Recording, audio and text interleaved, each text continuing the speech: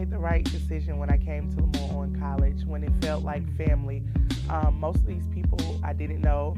I only knew two other girls, which were from Rockford with me, but everybody felt like family. I felt like I grew up in Memphis. I felt like it was family. So I'm like, yeah, this is right for me because I'm a person that loves, I feed off other people's energy. So coming here and realizing like, oh, these are all my cousins, it just felt right. I originally started out at a PWI, and I did 1 year there. It just was not fit for me. I ended up at LOC, and my main goal was to just do 4 years, get out, get my degree. But once I got on this campus, I didn't know school could feel like home, and LOC feels like home, and that's how I ended up here. To support the magic happening on 807 Day, visit www.givetoloc.com.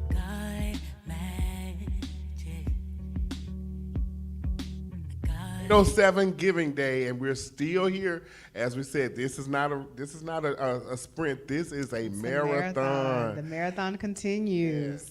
So we're still here at 807 Walker Avenue at the historic LeMoyne-Owen College, founded in 1862. We've been here for 162 years. We're raising money today, so make sure we're still here another 162 years. Yes. So we've had some amazing conversations. Yes, conversations. We've spoken with alums, we've spoken with donors, we've spoken with vendors. Yes. We still got a few more hours to raise our goal of $200,807, and it has been. It's a joy to do this work, and we just heard from an amazing student, Mr. Robert Briggs. Yes. He'll be graduating in May, class of 2025.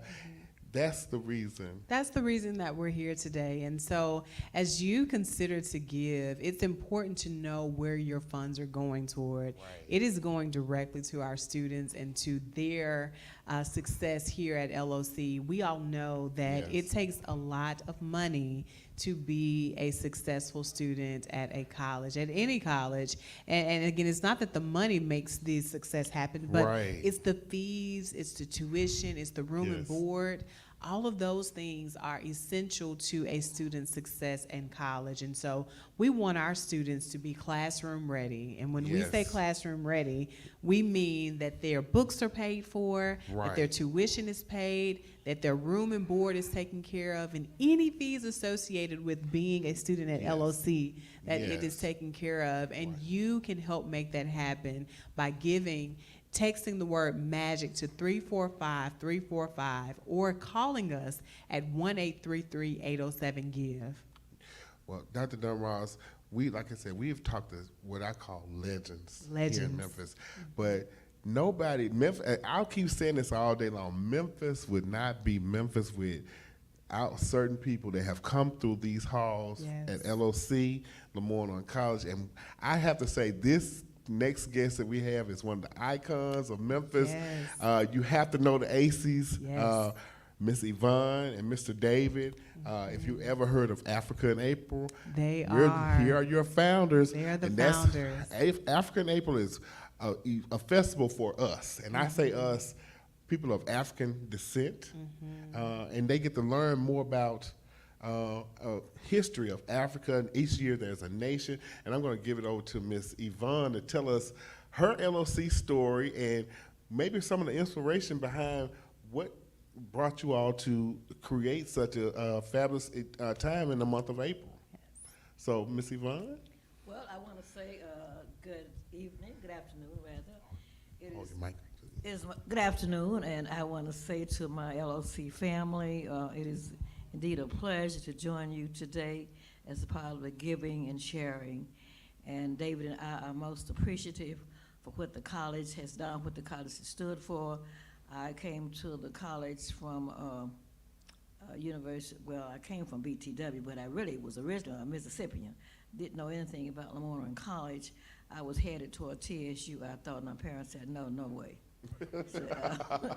You're staying at home. And I said, well, I didn't have any money, so I didn't have any choice. And I didn't know anything about LeMoyne-Owen College and never heard of and all that. So I was on a Bruce scholarship. That was an attorney that my aunt worked for. and they had named the gym or something after him earlier. Yes. And of course, that helped me to get started over here because I was headed to Nashville. So I We're thought, glad you Right. made a stop in Memphis instead of keeping up north.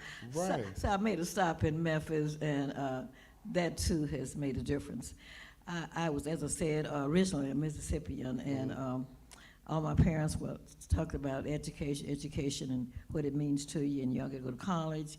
And if they told my brother, if you don't go to college, you're going to the Army.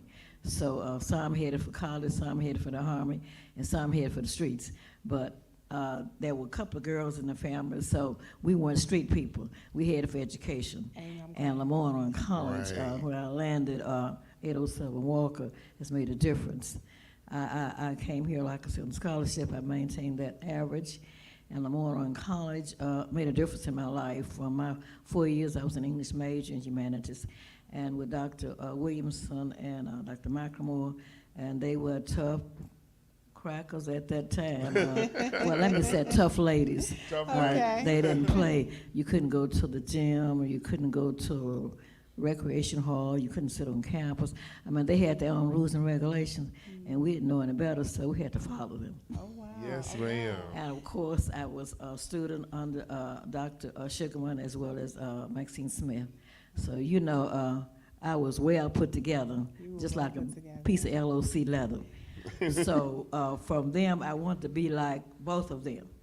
And they said, well, you got to make sure you study hard and do this and maintain your average. And I kept saying, I didn't know anything about Spanish and all those other languages. And Miss Smith told me, said, if you get your work, you'll pass. You don't get your work, you'll go the other way. Yes, And I ma'am. was determined because our parents didn't play. You couldn't go the other way. You had to make sure that you took care of business over here, and you came for education, not to play. Not to play. So you couldn't hang around and enjoy life like the students are doing now. They play, they get the lesson and play a while and go to the gym and all that kind of activities. They get in the drama club and Yeah. a lot of things they could get in, but we were somewhat restricted. And I think that was a blessing. So my 4 years here enabled me to go to Baltimore, Maryland. I was selected to join Marla Thomas as a junior counselor for LeMoyne-Owen College. We How were selected about exciting. 15 or 20 nationwide. I filled out my application, and my professors signed it. So I was there 6 weeks teaching and whatever they wanted us to do in Baltimore, Maryland with Marlon Thomas. So that was my first trip away from what I call the LOC world in Memphis, Tennessee. So it sounds like LOC has brought you some Man. vast experiences, It right? has. Of course, sir. And then during the election, I was applied to be a Clinton volunteer, and I got accepted because I had LeMoyne on the, on my paperwork, and I had my academics to go with it. So, and my community service, so I got accepted. And then from then on, I said, hey, I was ready to go. So when Barack was ready to be president, I knew it was time to go again. Wow. So I worked at Georgetown as a volunteer. I put my LOC stuff together, my community service, my activities, my church, and all that needed to go on that form, and got accepted. And I worked at Georgetown as a volunteer on Barack. And of course, after then, I had a chance to sit out my election, because, number 45 went in, I took my break. Yes, ma'am. And Don Ross, I will say, I've been saying this all day. I've been knowing Miss AC for years, and just to hear some of the stuff that you just never know. And I took my break, and so now we're getting ready for 2024. Yes, ma'am. 2025, and Your soror. and I'm going to make sure that I let them know I've already submitted my volunteer work to the National Democratic Party, Amen. and I'm waiting now to make my reservations, and I'm waiting for things to happen, and we are going to make them happen. So you're ready to work. We will work, and we will win. Amen. Yes, yes. And of course, that opportunity at the college has been a part of my DNA. So, and nowhere to go but here. And it Right. sounds like you have been committed to the cause. Yeah. You've been committed to the good work. You've always kept LOC at the center of your heart, and you've brought that good work to different communities, to Capitol Hill, to all of the spaces that Right. matter. And so that is essential when we talk about leaving a legacy, Yes, and when we talk yes. about the good work that's being done, when we talk about all of the individuals who've made an impact Exactly. to change, I think we need to include you in that Oh, list, Ms. Well, Avery. thank you, and I did get a chance to go to Nashville, AK Day on the Hill, so also I work with the legislators in a liaison capacity with the Tennessee General Assembly as a volunteer, so I did, land in Nashville, but it wasn't for But academics. it wasn't for academics. So listen, we're glad you got your training here at LOC. Oh, yeah, the training came here, and it's just unforgettable. David and I have received all kind of awards throughout the city of Memphis and state of Tennessee. We got the West Tennessee Legends Award representing West Tennessee. They did West Tennessee, East Tennessee, and Middle Tennessee. We were selected to receive the West Tennessee Award from the Tennessee Black Caucus. That was February 2023. That's Right. awesome. So tell me, Miss AC, what was the inspiration behind Africa in April, and how did you all come That to is make an interesting point. David and I, with 4 or 5 committee members, including the late Sarah Lewis and all of that, we, believe it or not, we had our start here. We met downstairs, what we call a rec hall, Yes, ma'am. and we just had a committee meeting of 5 or 6 and said, let's start a festival. And of course, we knew then that it would be an African festival, because Memphis in May was organized by the other people. Yes, And ma'am. we were not included, except you will walk around and do the work for them. We didn't want to do that. We had graduated. Did you know at that time that Africa in April would be such the phenom that it is today? No, but credit to that 5 or 6 people working in the COSDAT committee, and we organized and got our charter, and of course, 36 and 37 years since then, we've grown into what we call a number 6 internationally. And we got sponsors, and you all are partners with us. Yes. Yes, ma'am. And our partners have kept us going. The Memphis City Council, the County Commission, FedEx, all the places that we can think of, the Commercial Appeal, the Tri-State Defender, and WDIA, WLOK. And also we look around and we see, well, my goodness, the sponsors just kept growing. And we did the right thing and kept ourselves together and stayed above a fort, make sure that it was an African festival, dealing with arts and music, dance and culture and history. And we have an offer that they cannot refuse. And right now, Mayor Harris is looking into how he's going to be help African April to be sustainable throughout the years to come. So the best is yet to come. Wow. And of course, that 37 years didn't seem like it, because when you enjoy doing something, it's not a matter of work, it's a matter of commitment, and it's a matter of dedication, and it's a matter of on a journey that you have a mission, and as I say in church, you can't stop now. Yes, ma'am. And And I too served as a Memorial College alumni president. Yeah. I served my term and I went on to better things, but I kept supporting the association. I do come to the meetings, and I will support whomever's in charge and follow up, because I know the college has to grow and go, and we cannot have the college here 807 and not make a difference, because most of us who came here tried to go to the place and couldn't. Right. And then we wouldn't. So now we know that we're dedicated to LOC, and it's a part of our family. So whatever I am, I'm going to be started off at LOC and in the humanities department in English, and I'm an English major. And we were told then that you got to make a difference, and you don't make a dent, you make a difference. Yes, so the ma'am. world can't be any better unless you make it better. So we're on the journey. We realize that we got to take them on with us, and we are the only one here in the state of Tennessee like us. So they can go other places, but still need to come back home and support LOC. Yes. Don't give in one day. Give till it hurts. Right. Well, Miss AC, we know that you have walked the walk, and you all have talked the talk, and I see here that you have brought us a little token to support 807 Day. So we want you to, as Dr. Don Ross says, tell us what's behind door number 1. We've been calling this door number 1 for all day. So Miss AC is bringing her surprise from her door number 1 from her and her husband. Yeah, David, and I met David here. He was on scholarship and couldn't hardly keep it, so I thought I thought So I you was thought you'd helping get him. to the car. I thought I was helping with some tutoring work. From the tutoring come to fellowship, friendship, Yes, and ma'am. loveship, and whatever. So you fell in love over here on Walker Avenue. Well, he fell in love, you know. He fell in love. So I was dedicated to the work. I was helping him with his assignments. You know, some students need extra help. He was kind of He challenged, was so one I of helped him. them. So you were putting in a little community service in. Oh yeah, You know. I gave that, and so from that, I thought I was just working with the assignment, but the assignment turned into another assignment. So and how many years have you all been we together? entering our 47th year, and my folks that kept is saying, wonderful. don't get him, he's not going anywhere, don't take him. And so I refused to take him, and he told me, Orange Mound, don't give up. Well, So he just kept pushing until he pushed his way into my life. Well, I'm glad that he was Right. persistent, because the power couple that you two are Yes. as the ACEs is what has made an impact on this Memphis community. And so thank you for not only your contribution, which is much appreciated, thank you for who you are, and thank you for the work that you do in this area.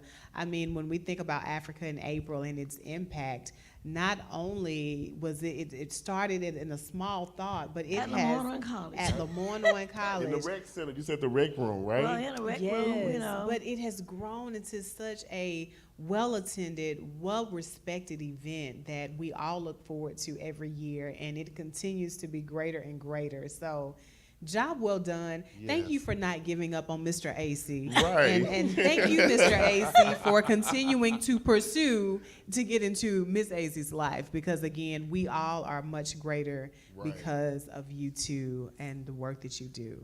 And also, I joined Alpha Kappa Alpha Sorority Incorporated on the Another campus first of Warren family. College, Beta Tau. There were others, but I was selected.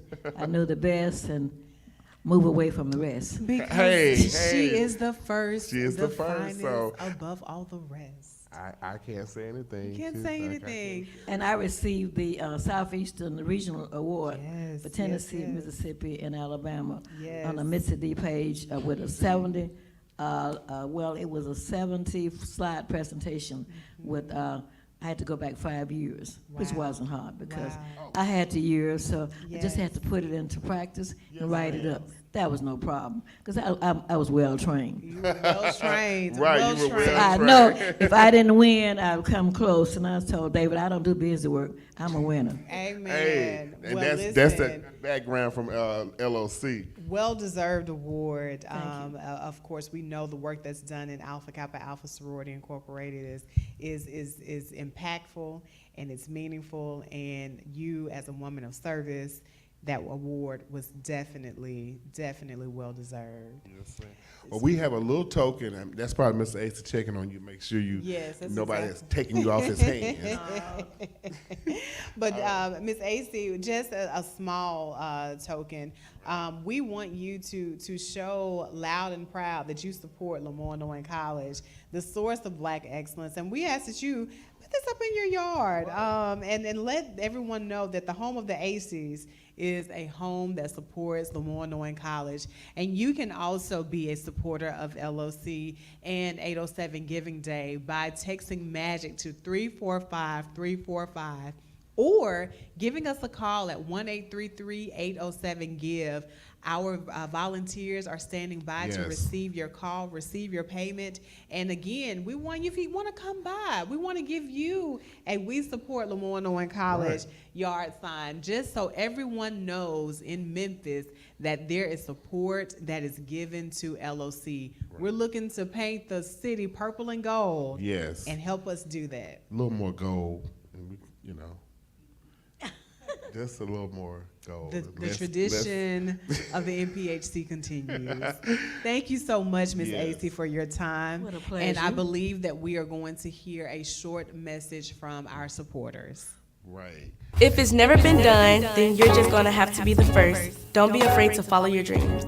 Hello, my name is Carmen Abark. With Career Services, I know that they give out a lot of opportunities and different internships, no matter what your major is, no matter what your aspirations in life. The first event that I really loved was the career fair. That was the biggest career fair we've had at LOC since I've been here, and I'm going on my 3rd year, and that was just a really good experience.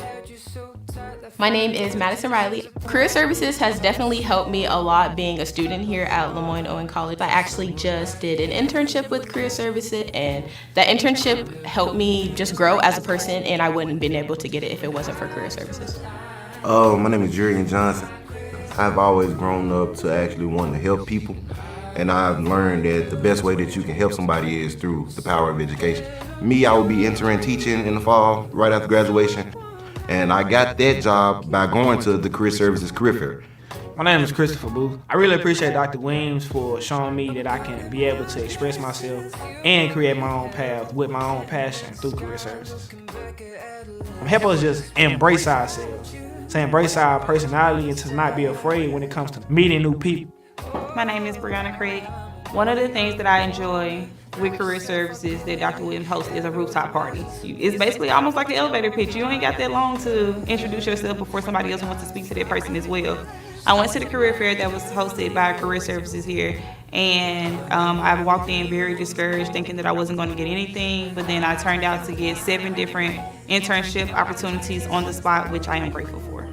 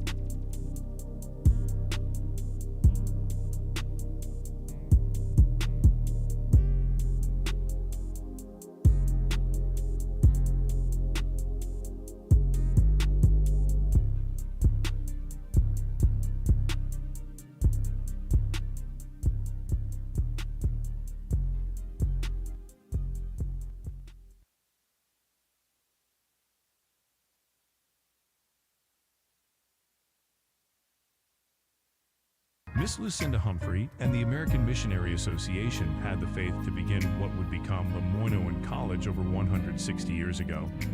It took faith and support from a community of people who believed in the dream. The magic of that hope still remains. Through the years, LOC has continued to rise. We are inspired, and together with your contributions, the next generations will rise even higher. Reimagine hope, reimagine faith, reimagine LOC. Give to LeMoyne-Owen College, 807 Day. To support the magic happening on 807 Day, visit www.givetoloc.com.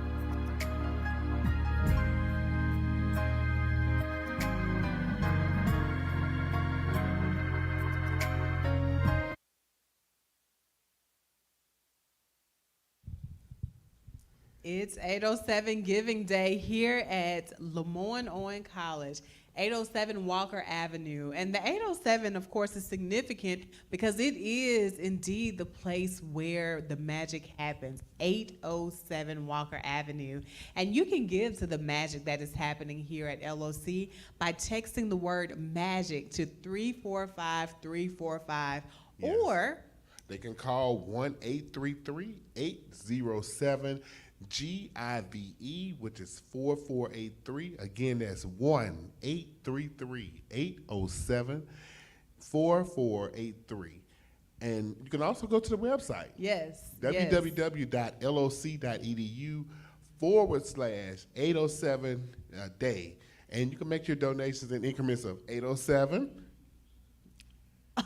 or $80.70, $807, or even $8,070. and I'm still holding out, Dr. Dunbar. Somebody has that $80,700 check that we need for these students over here at LOC. Yes, indeed. So again, we are excited for the work that's being done. We're excited for the support that's been given to the college through those various increments. Right. We've had such a great time today, and I had to look at the clock. I didn't realize we have spent an entire workday on this next stage. Work day. We have sweated it out. This has been a sprint. It's not. What I've been saying, it's not been a sprint. This has been a marathon. Yes. To raise money. Our goal for today is $200,807. We are so very close. We're going to be giving some more numbers here in the next hour or so, but it's still time to give. We still have time to reach that goal. We want to make that goal today. The phone lines will close at 8:07 p.m., but you can still donate after that time, as Dr. Dunbar said. Text MAGIC, MAGIC, to 345-345, or they can call 1-833-807-GIVE, which is 4483, 1-833-807-4483. Now, we've heard so many great stories about our alums' adventures here Yes. at LOC. And I use that term adventure because we've heard quite a few stories, some interesting perspectives on things, some interesting happenings that happened while they were at LOC. Right. And so those stories have definitely been riveting and exciting and memorable. And I believe that's one of the ways and the reasons that those individuals are so connected to the institution. And we're excited now to hear from some additional alum. And so Dr. Henson is going to introduce our next guest. Well, they say they didn't meet here at LeMoyne, but we have the Hubbards. We have April and Reginald Hubbard, class of 2012, and they're going to tell their own story. Now, I'm curious now because they say they didn't meet here, but they ended up together, both alums of LeMoyne. So we want to kind of hear their LOC story and how that happened. So, Mr. Hubbard, I'm gonna let you tell your side first, and then we'll hear what we call the truth. Okay, there you go. Because there's always one in the other. That's right. That's right. But me and my wife April was married at the time. Okay. We both had some college experience and everything, but we had not went back. And when we decided to go back, LOC was the choice. Awesome. I grew up close to LOC, right off of Crump near Hobart. And I went to Georgia. As a young kid, I used to ride by this location, you know, when LeMoyne Garden was here. And I used to look at this place and wonder what's going on inside of there. When the choice came for us to go back, it was no choice. It was LOC. That is amazing. Tell us about your story, Ms. Hubbard. And I agree with him. I mean, because when we had put our kids off to college, Yes, you know, ma'am. and we were empty nesters, but we came back to school after 20 years. Wow. Raising a family and after 20 years, and why not LOC? At LOC, you sharing his story and her story. Yes, Okay. yes. Facts, Okay. you know. Okay. So it made sense. So tell us about that experience as a married couple going back to school together. Yes. Oh, girl, he cheated on me. He cheated on the paper. No, I'm just kidding.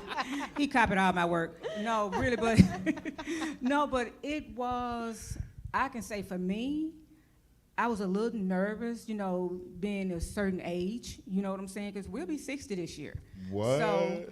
So I was a little nervous in there with younger people, but then when I saw so many people around the same age, my brothers and sisters the same age as I, and we all there for the same thing, you know, to make it happen. Yes. So it was good. It was good, yeah. It was good. And what about you, since you were copying off? Well, paper. I don't know about that. But we certainly, anytime you talk about going back to college or entering college, there's a fear factor there.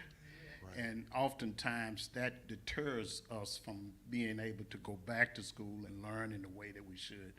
So this was a gift for me because I knew where my weaknesses were. She was strong. Amen. And she knew where her weaknesses was. I was strong. So that made a good combination for to go back and to get that education and to be competitive with the job world and everything that you're doing.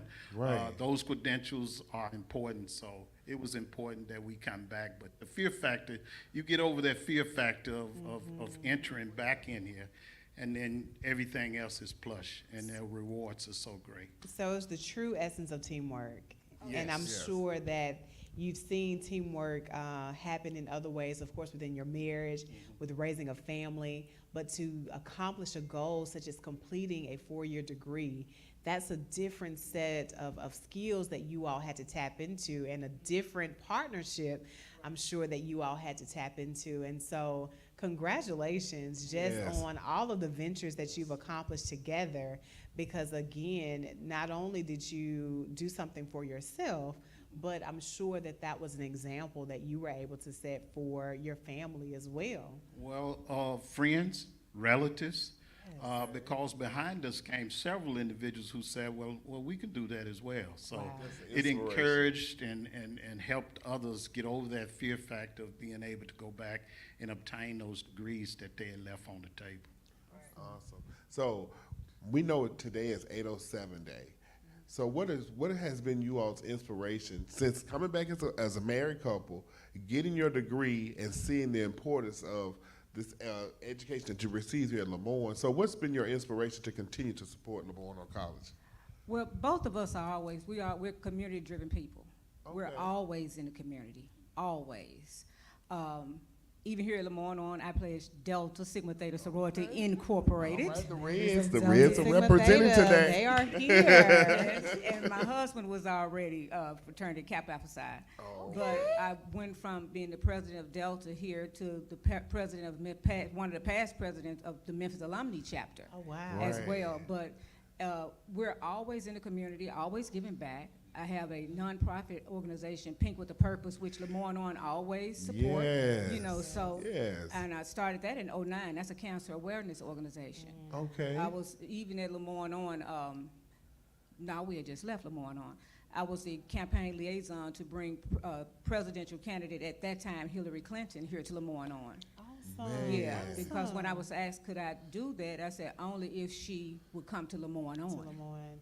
Keeping LOC at the forefront. Yeah, exactly. That's the only way I would have done it, if she would have came to LeMoyne-Owen. See here, like again, you all are legendary. I mean, the fabric, I've said it all day long, Memphis would not be Memphis without LeMoyne-Owen College. And you all are living proof that your connections, your hard work brought a potential presidential candidate.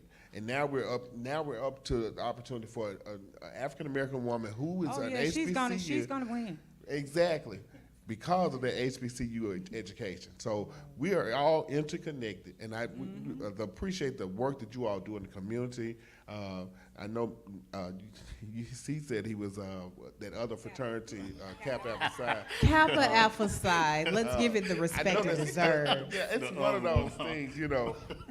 And we'll give you all that. We'll give the brothers of KA Psi that they do great work in the community as well. So we appreciate it. But tell us about that. No, we certainly appreciate LeMoyne-Owen College because they have been a beautiful example for where we're trying to go. I came here today, and on the campus it's beautiful. I fell in love with this campus and the idea of walking across these sacred grounds where so many have came by. But I certainly enjoy every time there's an opportunity to come back to do something or to enjoy festivities or anything, a game, or whatever's going on. We try to take advantage of that. That's awesome. And I do want to just stay in the moment for a bit before we conclude. Have we recognized the fabric of how our LOC graduates are in the fabric of our politics? And how the political landscape is really shaped by the work that's being done by our LOC graduates. Ms. Acey mentioned about the work that she's done for presidential campaigns. You've mentioned about the work that's being done for presidential campaigns. And it just goes to show that our students, our graduates, they understand the importance of the world that's going on around them. And they are making an impact to influence it, and that is why we give. That is exactly why we give, to make sure that students become these wonderful alumni and get a chance to walk across that stage and take what they've learned here on Walker Avenue and share it with the world. And that's something money can't buy, but we need money to get them to it. How about that? Yes. And that passion is why we're here.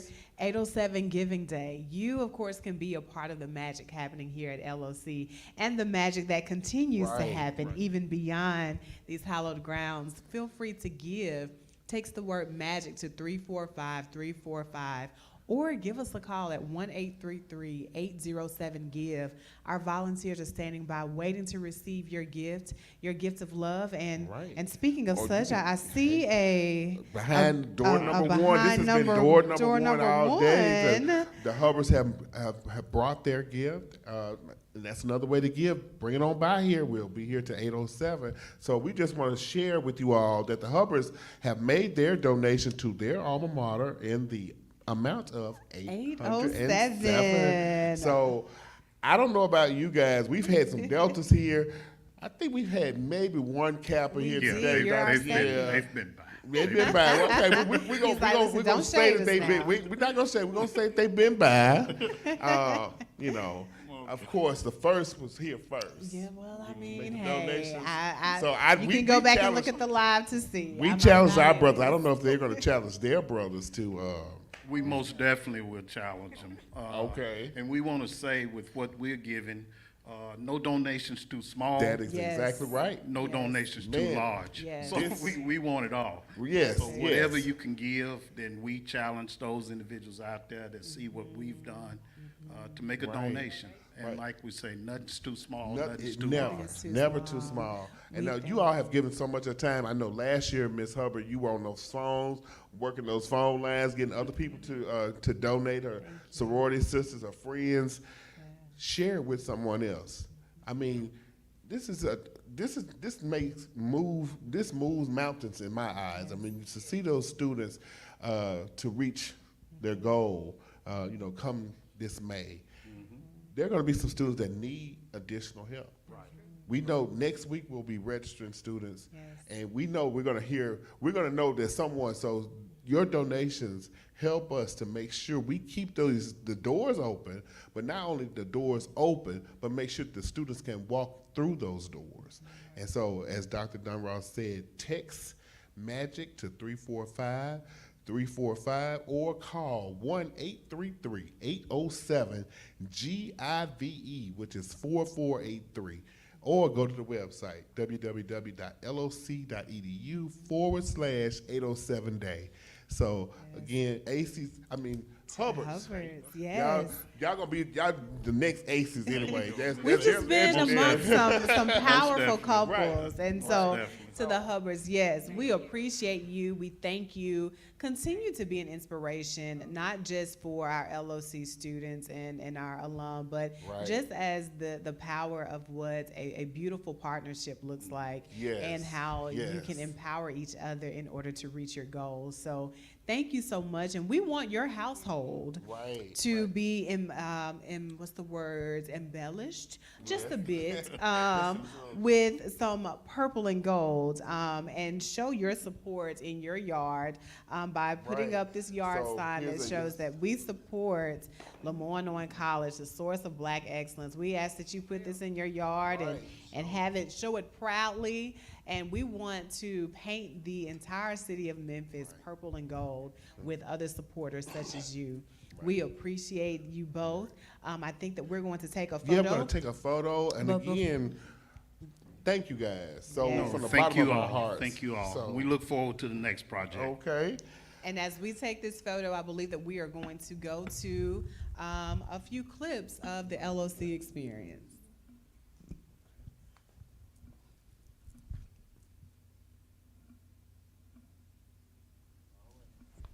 All right, you guys. My name is Honesty Campbell, and I serve as your Miss LeMoyne-Owen College. My name is Diamond Shaw, and I serve as your Mr. LeMoyne-Owen College. Welcome to LeMoyne-Owen College New Student Orientation. The LeMoyne-Owen College is the source of Black excellence. LeMoyne-Owen College is more than just education. It is a family that is there for every student. LeMoyne-Owen College has demonstrated success in empowering individuals to achieve academic, social, and personal excellence, as shown by our accomplished alumni.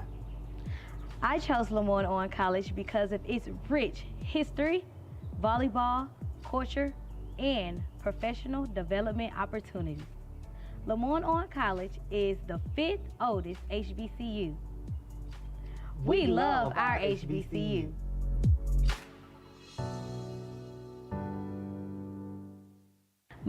Hi, my name is Kimberly Thunderbird, and I'm the Dean of Enrollment at the LeMoyne-Owen College, and welcome to New Student Orientation. If you've made it this far, that means you've already submitted your application, you've submitted your official transcript, and your shot records. So welcome, future magicians. We are the source of Black excellence. So now, let me introduce you to the amazing admissions team. Greetings, magicians. Welcome to New Student Orientation. My name is Ladarius Wallace, an admissions recruiter here at LeMoyne-Owen College. We want to welcome you to the source of Black excellence.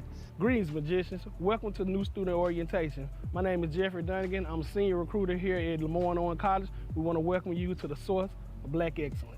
Greetings, magicians, and welcome to New Student Orientation. My name is Kanae Roberson, and I am an admissions recruiter here at the LeMoyne-Owen College, and I want to welcome you to the source of Black excellence. Hey man, say man, welcome to New Student Orientation. My name is Dabrion Leach, a senior recruiter here at the LeMoyne-Owen College, and welcome to the source of Black excellence. We are the source of Black excellence, and we've got you covered.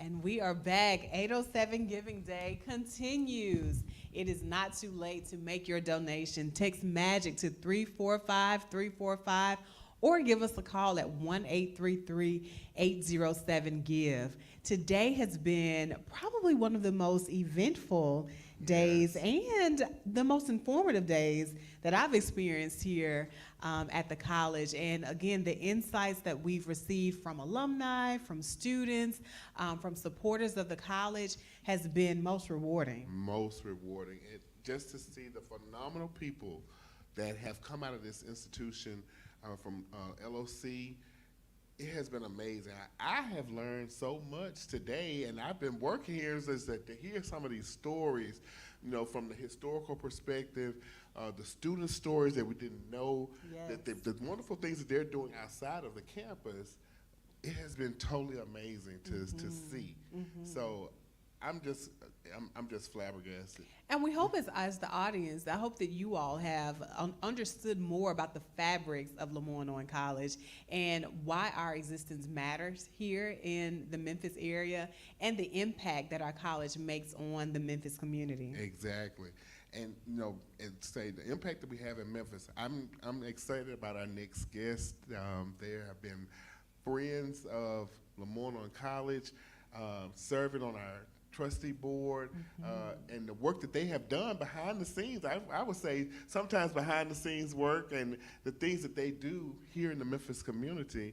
And our good friends, our trustee Casey Warren and her husband, Dr. Jeff Warren, and they're icons, and I call them icons in Memphis. So we'll give we'll give them an opportunity to tell them how they're involved with LeMoyne-Owen College and the things that they've seen from the institution and how they do the work with LeMoyne. So thanks. Do I need to? No, I can tell that I'm on. Yes. Well, thanks for having us on here today. And you're saying how you've learned, you know, how LeMoyne-Owen matters, and that was really probably my first connection to the college. I had known many alumni through the years, but when Carol Johnson Dean was the interim, she came to me and asked if I would be willing to serve on the board, and it was right in the time when the Black Lives Matter movement was going, and I just thought about, if I believe that Black Lives Matter, I ordered a bumper sticker from my car. It came, it was about this big. You had to have your glasses. I went and marched around. It kind of felt like tourist marching, like I wasn't really doing anything. So when I had this opportunity to get involved with LeMoyne-Owen, that is really doing things for our community and helping young Black people, I just felt like that was meant to be. And I've serve on this board with all these amazing people and get to hear stories about the students and the difference that LeMoyne-Owen is making, and it's really an honor to have been involved with this college. Trustee Warren, I don't know if you know, Trustee Warren is our Office of Institutional Advancement Chair for the committee. So she has been on this fundraising thing is not new to her for LeMoyne. We meet every other month or so to talk about ways to support LeMoyne-Owen College. But Dr. Jeff, let's hear from you and that your involvement with LOC. Well, I think that Sarah Lewis is my involvement. Wow. Sarah was, you know, I don't know if you know much about Sarah, but she never graduated high school. She just came straight to LOC when she was young. Right. I think 16 or 17. Yes. Okay. And, you know, graduated, and you know what sort of effect she had on our city and its education. She worked in City Hall. She worked helping kids get jobs during the summer. She was instrumental in helping push our school board toward a policy school board. And unfortunately, she and I didn't get the 5 votes we needed to not give up our school system. And I never really got over that either. But Sarah was always there. She was always pushing for students and the disadvantaged, and she really loved this college. And it made her and gave her the leadership skills that she took through the rest of her career.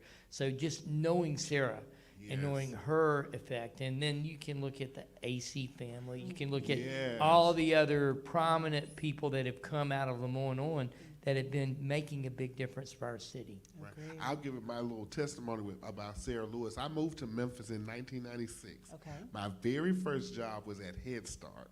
And Sarah Lewis came and she became the executive director. So I learned a lot under her about this work in Memphis and her love for LeMoyne. So that kind of connection, as we have been talking all day, those are icons to me here in Memphis to know the work and how did they develop Memphis. I mean, you have people that have been in the grunt. They have been in the grunt work of the development of Memphis.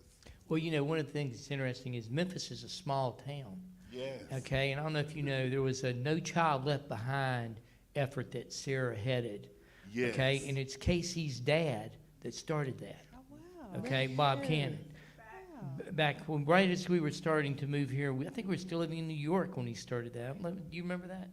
I do remember it, but so it would have been in the 80s. Yeah, so, Man. yeah, and so essentially, Sarah was connected with our family, and that sort of brought us into LeMoyne-Owen. So you just don't know how these connections are going to work, and then we served on the school board together. Yes. Again, just one of the ways how Memphis, as you mentioned, is a community. It's a community of talent, and when we can experience the talent here at LOC in various facets, whether of course it be through political work or through the school system or through leadership through our board, it of course shows that LOC matters, and that the work that's being done here is invested in. When we see others put that type of effort and attention into making sure that we are progressing forward, not only as a college, but as a people. And so it's always exciting to know that those connections are more closely connected than what we give it credit to. Yeah, it's sort of, if you're in Memphis, unless you want someone to hear something bad you say about them, you better not say it, because we're only 2 or 3 steps away and removed. Right. Yeah. And it's wonderful to have you guys here.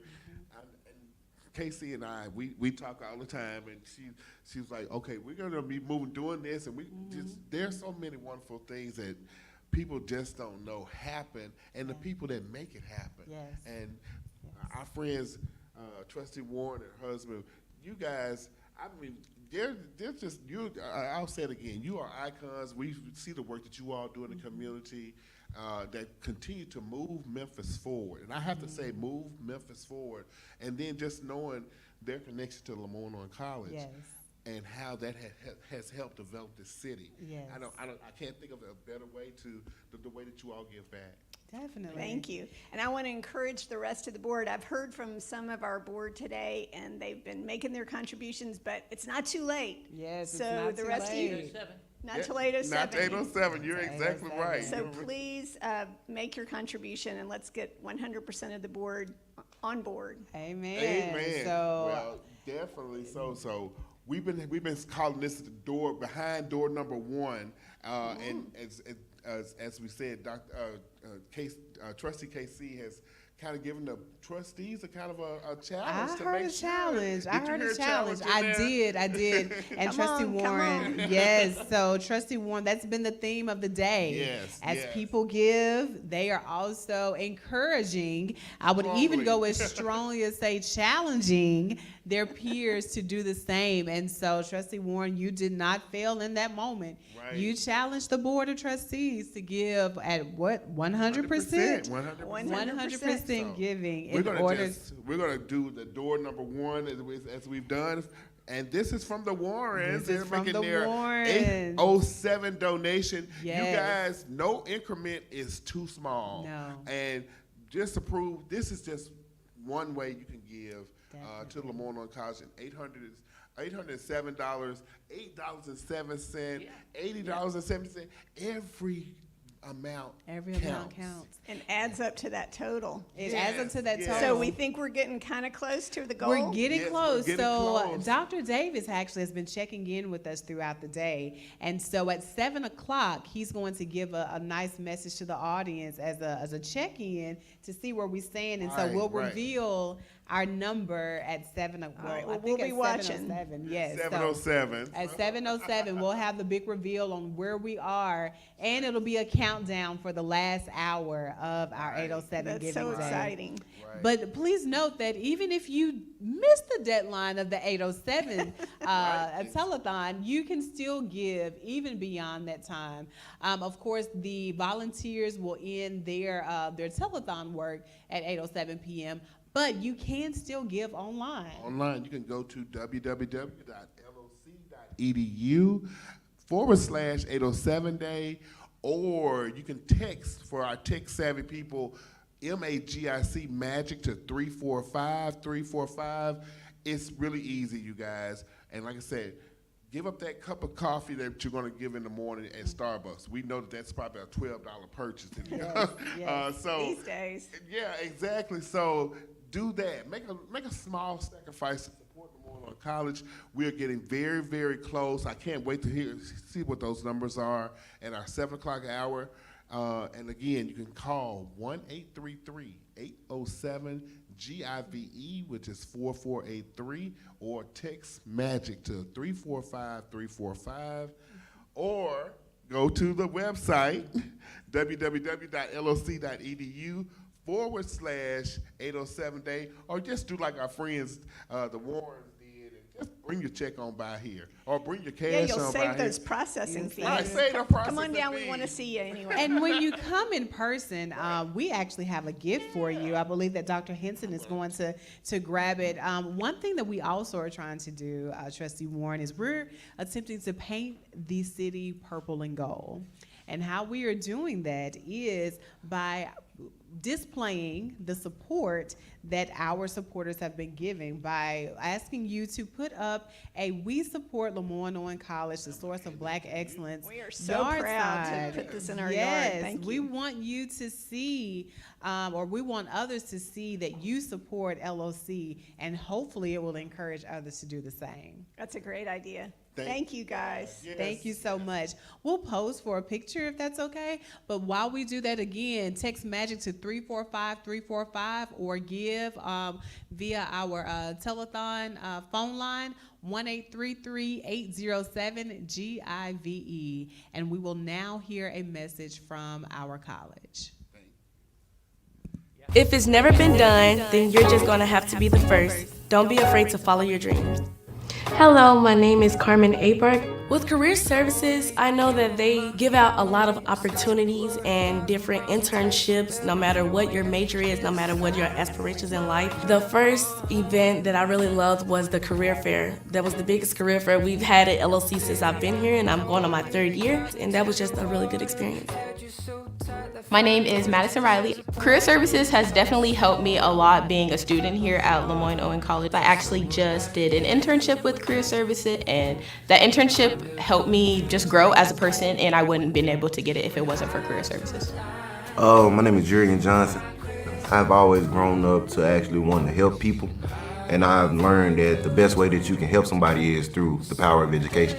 Me, I will be entering teaching in the fall, right after graduation. And I got that job by going to the Career Services Career Fair. My name is Christopher Booth. I really appreciate Dr. Williams for showing me that I can be able to express myself and create my own path with my own passion through Career Services. Help us just embrace ourselves, to embrace our personality and to not be afraid when it comes to meeting new people. My name is Brianna Craig. One of the things that I enjoy with Career Services that Dr. Williams hosts is a rooftop party. It's basically almost like an elevator pitch. You ain't got that long to introduce yourself before somebody else wants to speak to that person as well.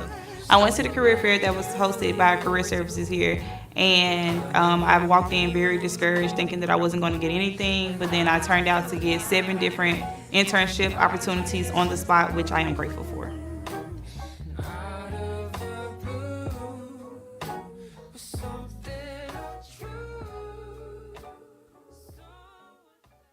Education is the most powerful weapon that you can use to change the world. Nelson Mandela. The truth of these words is manifest in the transformed lives of the students and alumni of historic LeMoyne-Owen College. LeMoyne-Owen is the heart of the Soulsville, USA Renaissance community in Memphis, Tennessee. Surrounding its beautiful campus are the Stax Museum, the Stax Music Academy, elementary and charter schools, historic churches and businesses, and the stately Elmwood Cemetery. As the only historically black college in Memphis, LeMoyne-Owen College has educated local and national leaders who, with their passion and presence, have made an indelible impact on their respective communities and touched countless lives.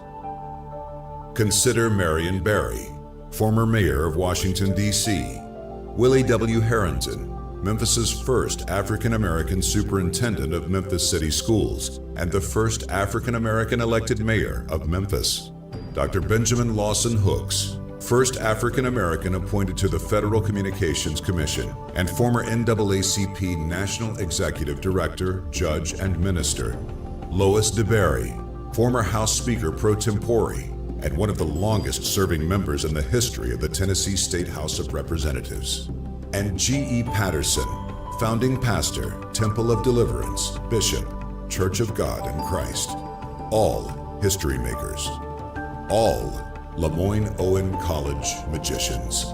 This legacy was forged in faith and struggle, and the roots of the college run deep, all the way back to the American Civil War, to the year 1862, 1 year prior to the signing of the Emancipation Proclamation. The battle to abolish slavery was nearly won, and members of the American Missionary Association, in their wisdom and through their faith, knew education was the key to equality and the future of our young nation. So they set up a school at the Union Army's Camp Shiloh in Shiloh, Tennessee, where runaway slaves and freedmen learned to read and write. After the war, the school, now known as Lincoln Chapel, moved to Memphis, where it was burned to the ground, rebuilt, and later renamed LeMoyne Normal and Commercial School, after a generous gift was made by prominent Pennsylvania physician, Dr. Francis Julius LeMoyne. In 1934, the school moved to its current location on Walker Avenue and received its charter as a 4-year degree-granting institution. Later, LeMoyne College merged with Owen College to become LeMoyne-Owen College. Today, the LeMoyne-Owen stands as a beacon of hope in the South Memphis community and a college of choice for those students who desire the unique and transformative experience that only a historically black college can provide. Talented, diverse faculty challenge today's magicians in a rigorous course of study in liberal arts and the sciences, and mold them into leaders and professionals who go forth to shape the communities in which they live, work, and serve.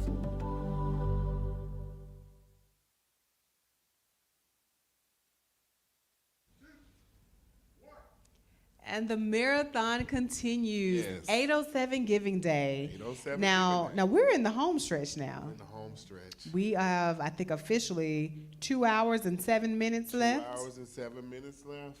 But I would definitely say this has probably been one of the best days of work ever. It has been. Yeah, because not only have we had a chance to be a part of this giving campaign, but we have been enriched by so many stories that have enlightened us about the rich fabric of LOC. Yes. And its alum and its alums' impact on the city. Yeah, and I would even go to say, even on this world or this country, I have just been, I've said it all day, I've been blown away by the students, by the alums, and now we have trustees that have come, that are doing the work, I say the behind-the-scenes work that people don't often hear about, but we have some great supporters of LeMoyne-Owen College that have also been interwoven into this city that we call Memphis, that we all love. And what we've learned is that it doesn't necessarily mean that you are an alum of the institution to have the love for the institution. Yes, correct. We have so many supporters, including our trustees, that have a love for this institution and who wants to see it grow and to succeed and for its students to be the best versions of themselves. And so we're going to hear a little bit about that love from trustee Patricia Covington today. We're excited that you've given us your time. We appreciate your service that you've given to the institution for so many years. Yes. And we know, of course, that impact is felt not only at the institution, but is carried out through the work that our graduates do, our students that eventually become graduates. So with that being said, tell us a little bit about yourself, Trustee Covington. Thank you. So first of all, it's an honor and a privilege to even be associated with LeMoyne-Owen College. I'll start there. The jewel that it is in the city of Memphis, it's one of our, we get bragging rights as a city by having the only HBCU in Memphis, and with so many alum that have not just contributed to Memphis, but the broader world. So I just wanted to get that out, that it's absolute honor and privilege. So again, Patricia Covington, I am not a native Memphian, but you can't tell me I'm not a Memphian. Almost like you can't tell me I'm not a magician. Right. So as Dr. Dunross said, I did not attend LeMoyne, but I spent plenty of time on campus while I was attending school on the other side of town. Okay. And so, message noted. That's right, that's right. So that's why LeMoyne has always felt like home for me. So native Brownsville, Tennessee, which we have plenty of Brownsvillians that are also magicians. And so that natural relationship was there. I started working with my company, who has had a pretty good footprint in Memphis, and that nurtured my relationship, my personal relationship with LeMoyne. LeMoyne was always an adopted school to my company, so we always had a really good relationship. I remember when I first started, we had Hank Aaron's Celebrity Sports Weekend that my company, you remember that there? Yeah, that we sponsored. And I always volunteered, and so just being on campus, being associated with the college, it was always a joy, but it also felt like a responsibility. Right. And so ultimately, my company Cummins had a seat on the board, and when the person that held that seat retired, they needed someone to take the leadership role here locally, and that's when our senior leadership asked me to do it. So that started in 2016. And it's absolutely been a labor of love ever since, being on the Board of Trustees. Awesome. Well, I know Trustee Covington, you just recently, your position changed on the board. You were the president. Not only were you a member of the trustee, but you were the president or the chair of the board, and now you're the chair emeritus. I'm past emeritus, and you're still doing the work. So knowing what you know about LeMoyne, what would you like to share about staying engaged and giving back to this organization? That's a really good question, Derek. So in the position of immediate past chair, I am still on the board for a very specific reason. Two. One, I love the college still. That doesn't stop when you change a role on the board. And then the other is, as we've worked with other partners with UNCF, we've continued as a board to get training and to try to get coaching and development. Nobody is beyond learning. Yes. And so as a board, we've really focused on that. And part of what the UNCF continue to encourage us to do is to make sure that we have continuity and make sure that we have good transition in leadership. And so, so I said, you know, I've served plenty of time on the board, but that responsibility doesn't end. So I'm still on the board as immediate past chair to continue to transition with Chair Kimbrough, but also to put and work on some of the governance things, just to make sure that we continue to nurture and understand our role, nurture our learning, and understand our role as a board, and that work is evergreen. It's always changing, it's always growing, and we understand what, not just understand, but really lead in the capacity in which we should. That's awesome. And so, Dr. Henson, we've had the opportunity to speak to, again, supporters of the college, alumni of the college, students from the college, and each of them have shared all of the great things that they've experienced personally at LOC.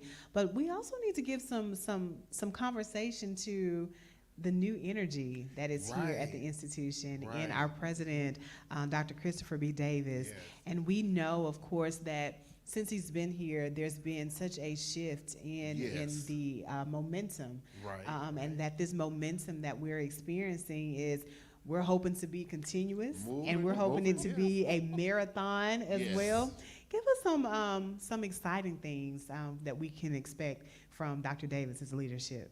Oh, that's going to be great. So I am, if you can't tell, I'm super excited that he is in the capacity as president. It's not a surprise that we, LeMoyne, we've had our ups and downs, right? The early 2000s were some down periods, and so we unfortunately, like other HBCUs, experienced some challenges during the pandemic.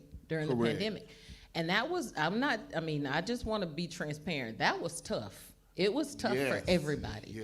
It was tough for interim president Carol Johnson Dean at that time to urgently gather and rally the campus to understand how do we need to mobilize and what do we need to change to first and foremost make sure that our students, the faculty, the staff, and the administration were safe.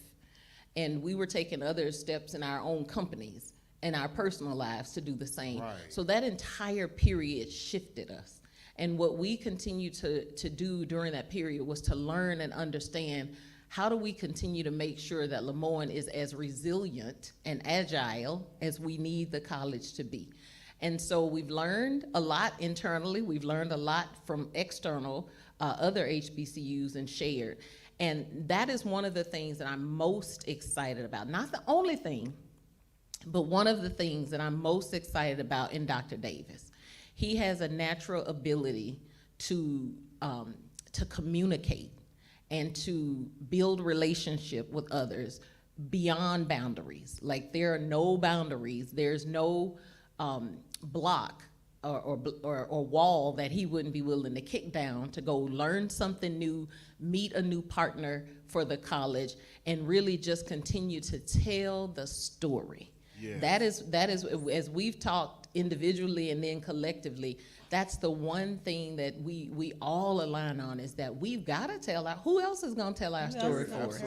We've got to tell our own story. And so that is one of the things, again, just one that I'm really excited about, that he has unapologetically just gone like 100 miles an hour, building those relationships, telling the LeMoyne-Owen story, and really helping everybody understand how critical and important LOC is, not just to Memphis, but to the broader nation and, quite frankly, the world.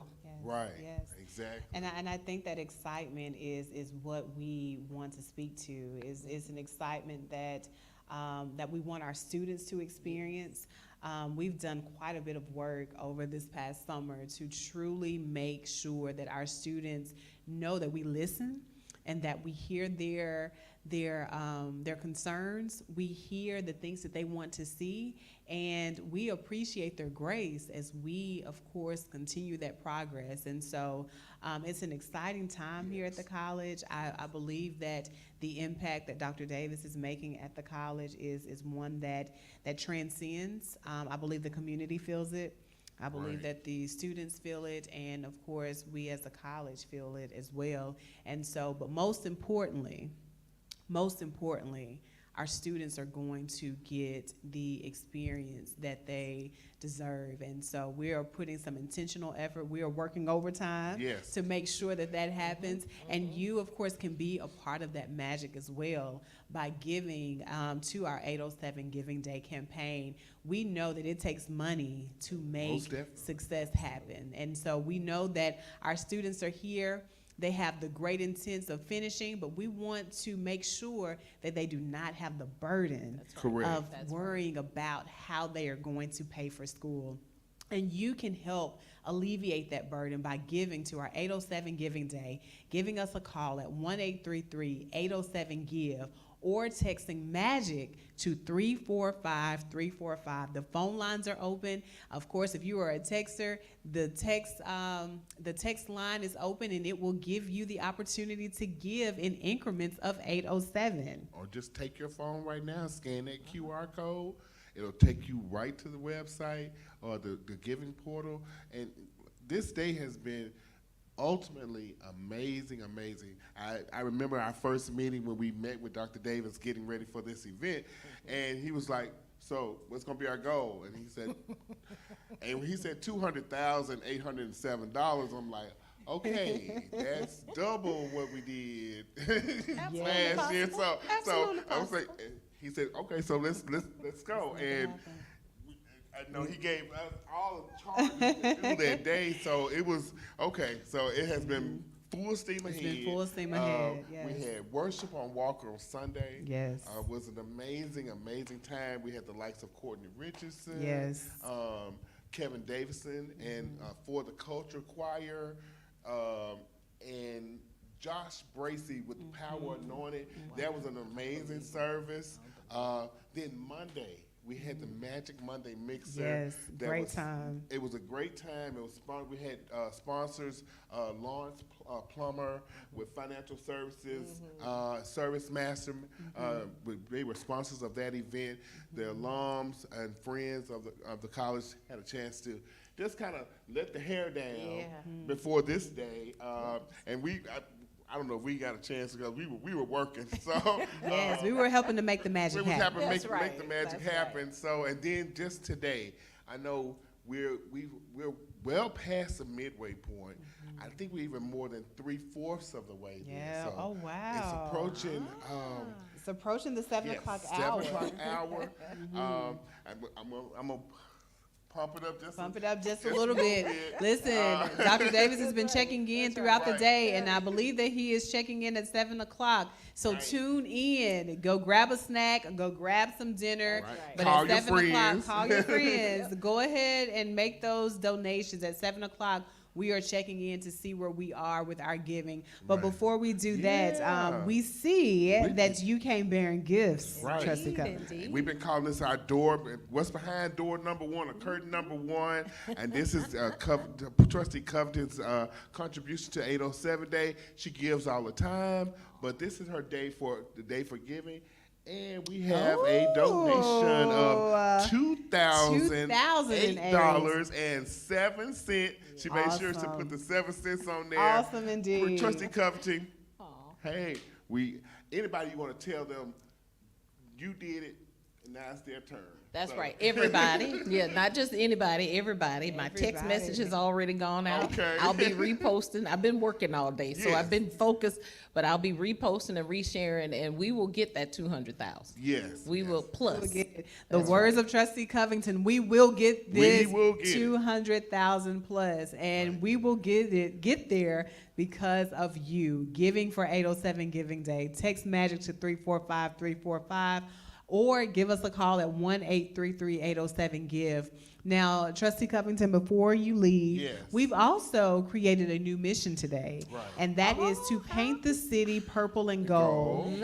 So for our supporters who are giving today, we want you to wear proudly in your yard. I don't know if your yard can wear anything, but we're going to use that terminology. We'll dress it up. We're going to dress our yards up with our purple and gold. We support LeMoyne-Owen College, the source of Black excellence, yard signs. So again, we ask that you proudly put that in your yard, and of course you can share the excellence that's going on here at 807 Walker Avenue. I will send a picture. Okay. Perfect indeed. And coming up after our next message, we have one of the what I call the alumni extraordinaire. Oh, that's a good one. You all know her. She's a social media guru. She's a photographer, the unofficial photographer for LeMoyne. Yes. Miss Sherry McIntyre Howard. She has her own LOC story. It's a different kind of way she got here and her connection. So we look forward to hearing from Sherry. But again, Trustee Covington, we appreciate you and all the work that you do behind the scenes, in front of the scenes, on the side of. So here on Walker Avenue, and we appreciate you. Thank you for coming out this evening. Well, thank you all as well for all the work you do and for your love and passion. Thank you. We appreciate it. Thanks so much.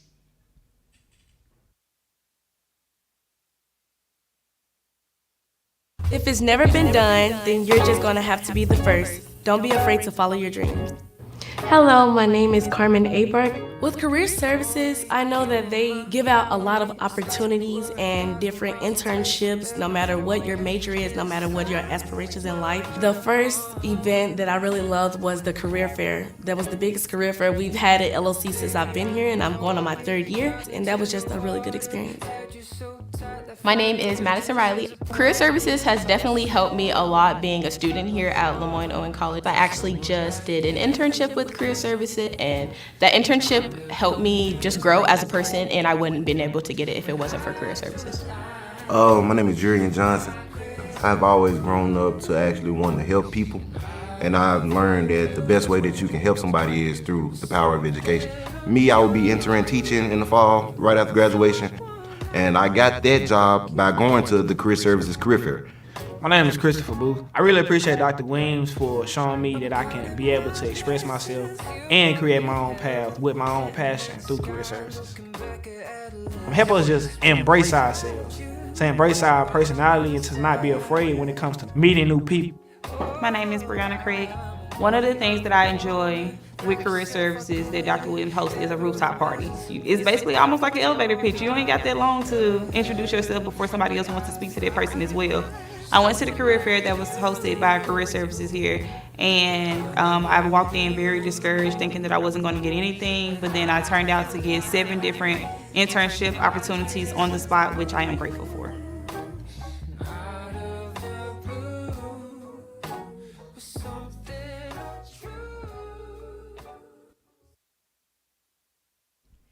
And we are back, and time is winding down. Yes, it is. It's after 6 o'clock. It's after 6 o'clock, so that means we have more time behind us than we do ahead. Yes. It's been a pleasure just speaking with you and working with you today, Dr. Henson. It's kind of a chill, a It's good been day. real chill, yeah.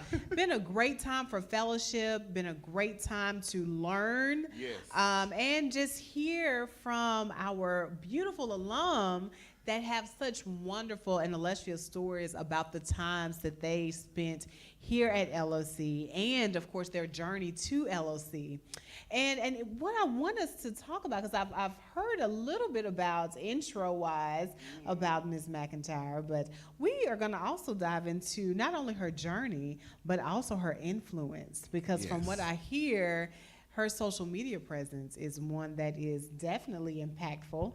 And so we want to hear about why or how you use your social media to also influence students to come to LOC, get the message out about LOC, and of course, share all the great things that LOC has to offer. Right. But before we get into that, tell us who you are, Ms. McIntyre.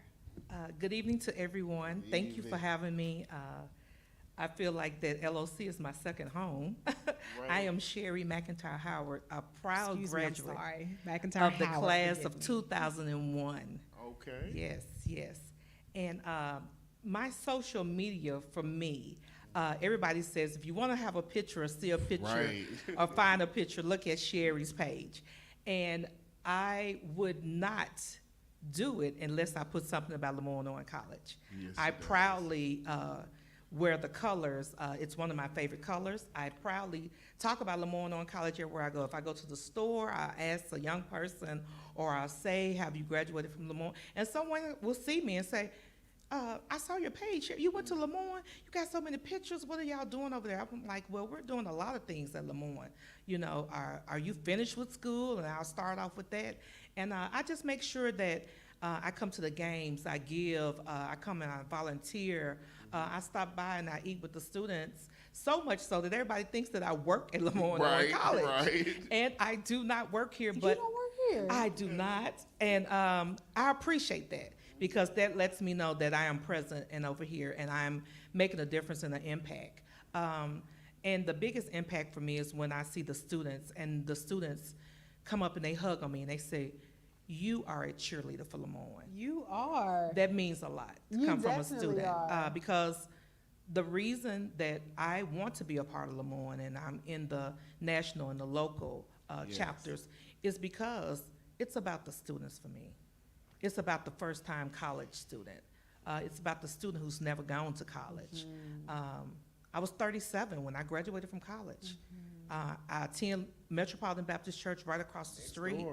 And I was like, I need to go to college. And then I really didn't have a choice, because my family was a legacy. the Macklemore room where they're having the telethon at right now. Miss Macklemore taught for over 30-some years. Mr. Macklemore was the oldest living trustee. He lived to be 100. And I wasn't employed. And I get emotional at this point because he sat me down at church. He said, real soft-spoken, like, they hiring. You need a job. I'm like, they're hiring. He said, LeMoyne.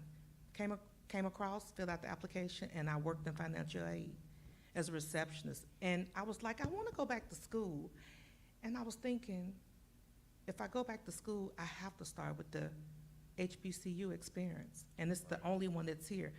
And I'm going to do that. I'm going to start school. And I started working, and I enrolled, and I was embraced. Dr. June Chin Joyner, you can do it. I mean, whenever I saw her, whenever I felt like giving up, you can do it. Pastor Roger Brown was here, you can do it. I was like, they're writing stuff on the board. I'm 37, I don't know what they're doing. What is that? Is that algebra? I haven't been to school in 20 years, and I didn't have enough of all of the credits. You have to have, I think, 64 at the time. And so I was like, I don't know if I'm gonna do it. Dr. June Chin Joyner said, oh, you're gonna go to school Monday, Tuesday, Wednesday, Thursday, Friday. You're gonna go on Saturday. So I said, oh, wait a minute. But that was encouragement. It wasn't pressure. And there's just like I said, it's emotional for me. I love LeMoyne. I love the people. I love the students. I want people to know that, and I put it, we're not to be ignored. Yeah. We are serious at 807 Walker Avenue. There are no more personal words than what you've spoken today. I felt it. I felt the impact that it's made on your life, and of course why it was personal for you. And so thank you for sharing that. I was still in a stunned space for a little while because I did think that you worked here, and I thought that because your presence is always felt, you're always so. If you have not gathered today from the employees that work here, there is a warmth that comes from them. You spoke, of course, of Dr. June Chin Joyner, whom we affectionately call Mama June. Yeah, Mama. And the warmth that she brings to the role that she has here at the college is one that's experienced and felt not only by students but also by employees. And so you embody that.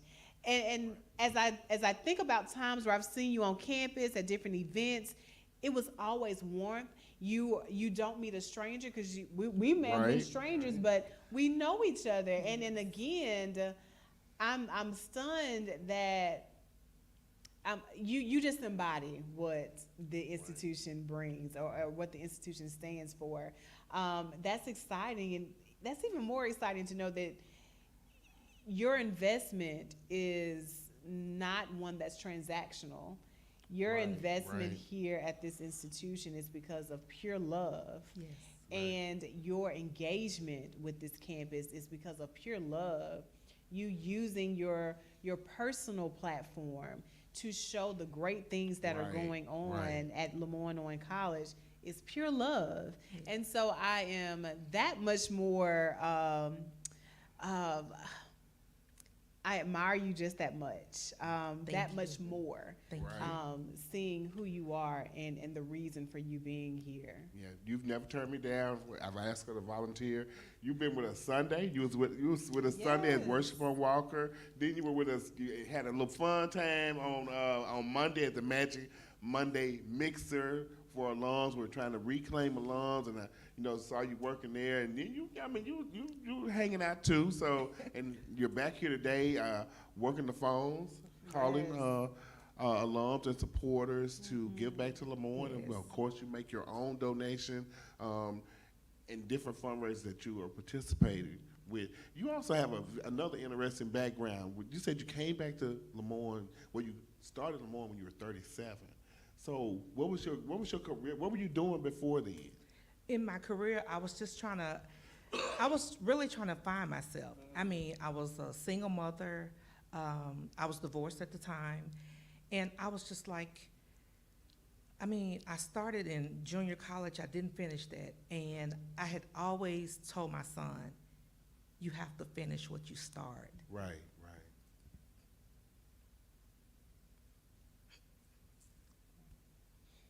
Yeah. And you're a sentiment of finishing what you started. So I didn't want to be an example for him, but I wanted to be where he looked up to me, if that makes a sense. Perfect I want him sense. to look up and see, I'm telling you to do well in school and to finish whatever you start. And here I am. I started school, I didn't. And so he was a boost. I was just like, I'm not getting math. I'm not understanding it. You know, I'm like, you know, life is lifing. Like at the time, my mother was diagnosed with cancer. I had an uncle that was diagnosed with kidney failure. And so I was the caregiver, and I'm the baby out of 10. I'm the only girl on my mom's side and the only girl on my dad's side. And I am the first graduate in my family. Wow. So just to finish what you start is a motto. And I say that sometimes to students. And just to be able, like I say, to come to LeMoyne and the reception that I got and just the friendships and just meeting the people. And there is no way that I could just not come to LeMoyne. Like I finished in 2001, but I come over here because I have to come to LeMoyne. I'm asking what's going on. And I gained a really good sister friend in Mrs. Karen Dow. And whenever something is going on, she's like, you have to come over here. And she loves LeMoyne. And she works here, and she works, and she does her work ethic. Is just something that I really admire and respect her. Because she's like, if I'm doing it for LeMoyne, it has to be done right. It has to be done right. And things like that mean a lot. And when Dr. Henson asked me to do something, and he was like, okay, I know you're gonna do it. He doesn't have to ask me a second time. If it's LeMoyne-Owen College, I'm gonna be here. I bleed purple and gold. Right, you do. I'm a You magician do. through and through. Until I leave here, I will defend and talk about LeMoyne-Owen College at 807 Walker Avenue. This is the place to be. I love it. I love it. Well, I mean, that's Sherry McIntyre Howard, class of 2001. Social media extraordinaire, Yes. photographer, Influencer. LeMoyne magician that's going to support. You're not going to talk about LeMoyne and get away with it. Not with Ms. McIntyre. So No, we know that if we have 10 or 20 more Sherry McIntyres, we are already ahead of the game. So we appreciate you, Sherry, coming out and doing the work that you do for LeMoyne. And we have a little gift for you. We've been staying all day. We support, actually you could just write Martha and I say, Sherry supports LeMoyne-Owen College, Right. the source of black excellence, excellence. the source of leadership, the source of opportunity, the source of change in the city of Memphis, LeMoyne-Owen College. And again, we say thank you, Sherry. And I know you're gonna stick around and see what the outcome of this day. You've been here every year that we've done this. So thank you again. We appreciate you. Thank you for having me. Thank you so much, Ms. McIntyre. And again, it is not too late to give. Give your time, give your resources, give to this 807 Giving Day, 1-833-807-GIVE, or text MAGIC to 345-345. We still have volunteers. You may even hear Ms. McIntyre. She may be the one to answer your phone call. I know that the evening is upon us, so many of you are getting off of work. Many of you are settling in from the day. You are scrolling through your social media feeds, and we hope that you have taken some time to stop and listen to the great work that's being done here at the college and the great supporters of our college, such as Sherry. So again, give.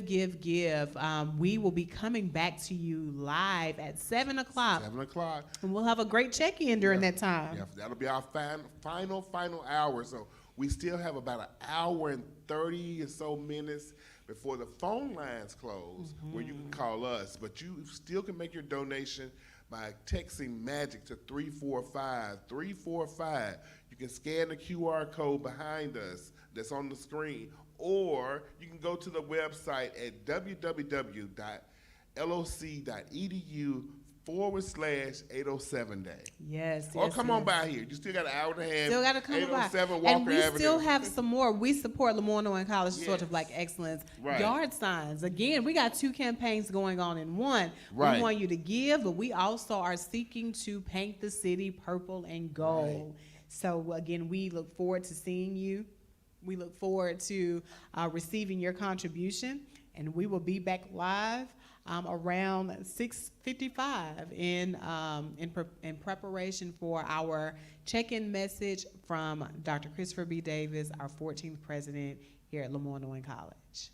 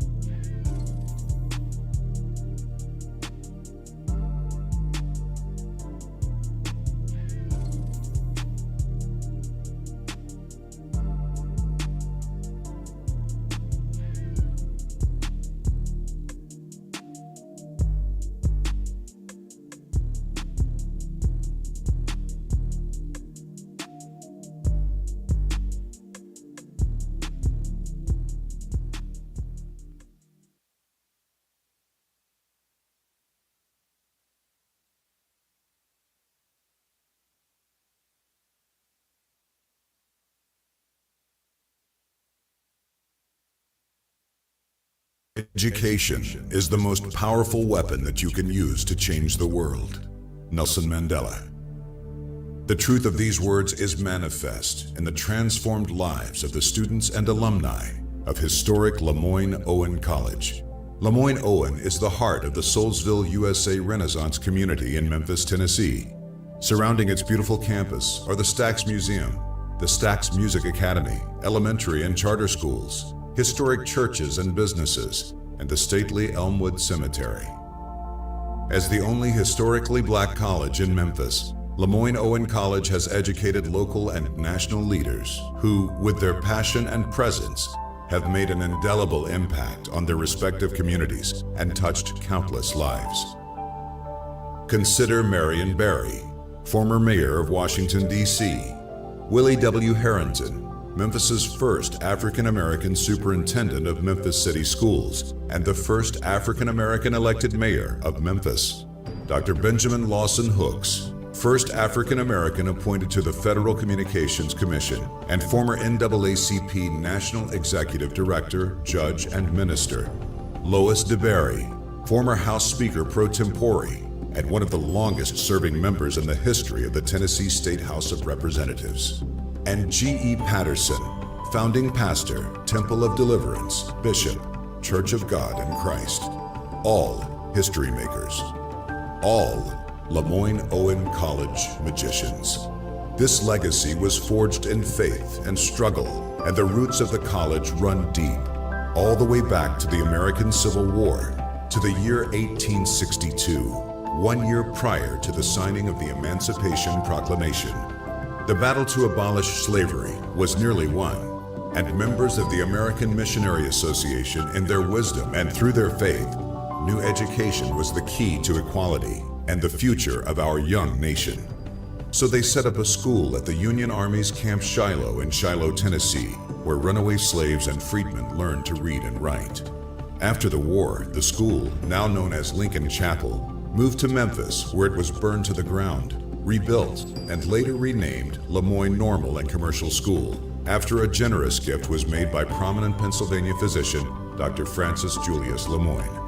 In 1934, the school moved to its current location on Walker Avenue and received its charter as a 4-year degree-granting institution. Later, LeMoyne College merged with Owen College to become LeMoyne-Owen College. Today, the LeMoyne-Owen stands as a beacon of hope in the South Memphis community and a college of choice for those students who desire the unique and transformative experience that only a historically black college can provide. Talented, diverse faculty challenge today's magicians in a rigorous course of study and liberal arts and the sciences, and mold them into leaders and professionals who go forth to shape the communities in which they live, work, and serve.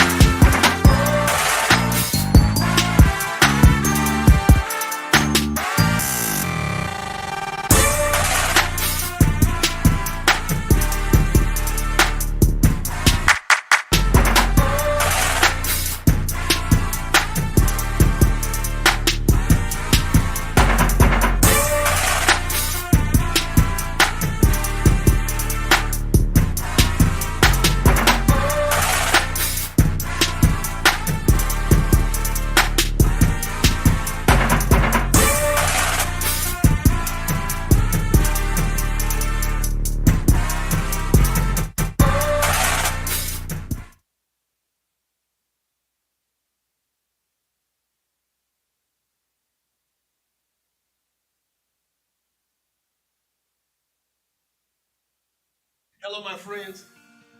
It's 7:07. What can I say? Hello, my friends. It's 7:07. Do you know what that means? That means 60 minutes.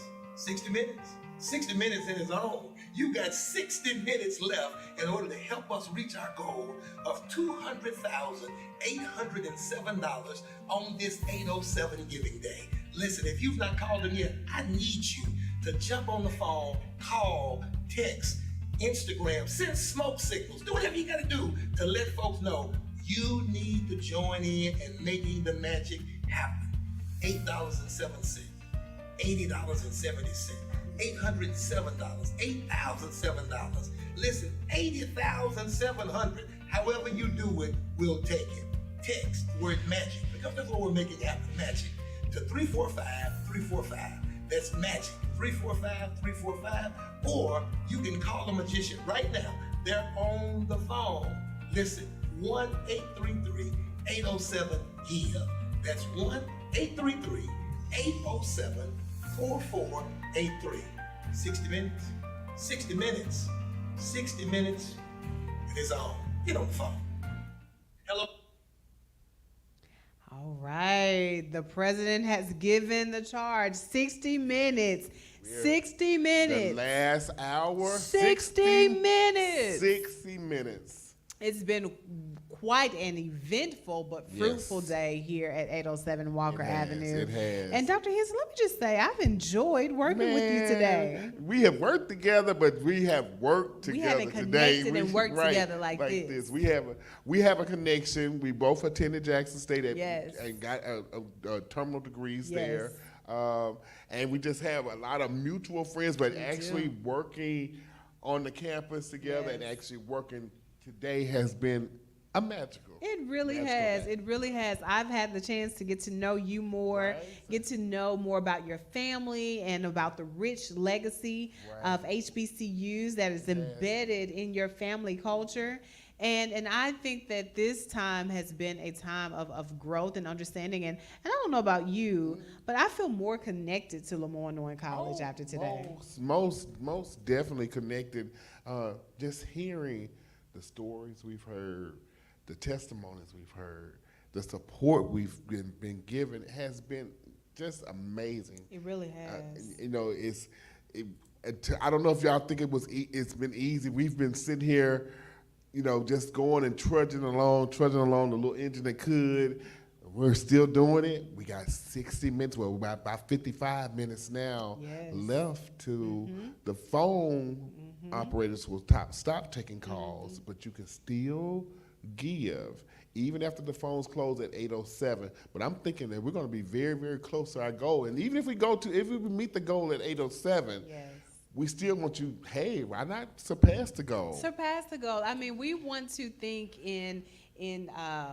think bountiful, okay? We want to think beyond what the goal is. We like to exceed expectations. Yes. So even at 8:07, at the close of the phone lines where we will be receiving calls, you can still text MAGIC to 345-345, or you can scan the QR code that's on the screen. It'll take you there. Or they can go to the website at www.loc.edu/807day. Yes. So again, give. The day has been fruitful, it's been eventful, it's been exciting. And again, just want to do a quick shout out again. We shouted out this gentleman earlier today, but I'm going to shout him out again. Gavin. Is Gavin still here? No, he's gone. Okay. Well, Gavin, and of course our friends at Nolan. Yes, you all have been amazing. You all have made sure that this production has gone on without a hitch. And so thank you all so much for your time, for your commitment, for your efforts. Because again, we've talked a lot about partnerships, and our partnerships and our commitments are the things that help make the magic happen here at 807 Walker Avenue. Right. And speaking of partnerships, we have our very, very good friend, Angela Davis Johnson. We became friends many, many years ago doing some fundraising work. But Angela is an LOC alum. She's a She does the community work. She works for one of the other major agencies that does work for young ladies here in the city. I'm going to let her tell you about that. But she's also an entrepreneur. She has her own business, and I'm going to tell you, we just used her services on Monday, and we had a good adult time. We did. A 21 and over adult time. Adult time. And I'm going to let her tell you, but Angela, tell us a little bit about yourself and your LOC story. My LOC story starts at an 18-year-old out on her own paying bills.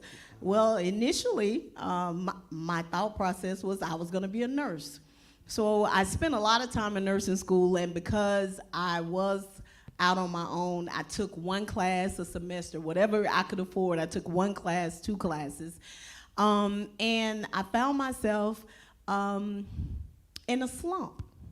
And my spirit led me to change my major to business and led me to LeMoyne-Owen College. When I came, it was a welcoming experience. And for someone who did not look into the larger colleges coming out of high school, because I knew what my fate would be, it was a different experience. It felt like home when I came. When I came to the financial aid office, they were like, okay, we're gonna help you, we're gonna get it together. It was just like a family environment from the beginning. Right. And then records, everyone was just so welcoming. So when I came to LeMoyne-Owen, I came through the accelerated program. Okay. So I went through the accelerated program, so I was able to work full time and go to school at night. So that was the beginning of my business career. And since graduating from LeMoyne, I've been fortunate enough to have a 20-plus career in business. I worked in corporate America. I've done several different things, and then now I'm on the nonprofit side with Girls Inc. of Memphis. And as Derek said, I'm an entrepreneur. I'm the owner of Cocktail Cuties. Yes. This is a mobile bartending service that's been around for 14 years. Been a participant in Memphis Most, a regular contributor to Grace Magazine and Southern Soul Magazine. So we've been around for a while. Awesome. Indeed. Cocktail Cuties. Yes. And that's how we met. We Yes. were actually, I served on another board for a charter school, Yes. and we had to have a bartender for the event. It was at the Civil Rights Museum. Yes. I think that was the first year, and we connected. I was like, "You're gonna be our bartender every year." So we've done some amazing I loved events. it. I love the raffles. The raffles Yes. were my favorite part. Yes. Now here's a quick story. She was the bartender at her company at our fundraiser, so we raised the money for the charter school, and we sold raffle tickets.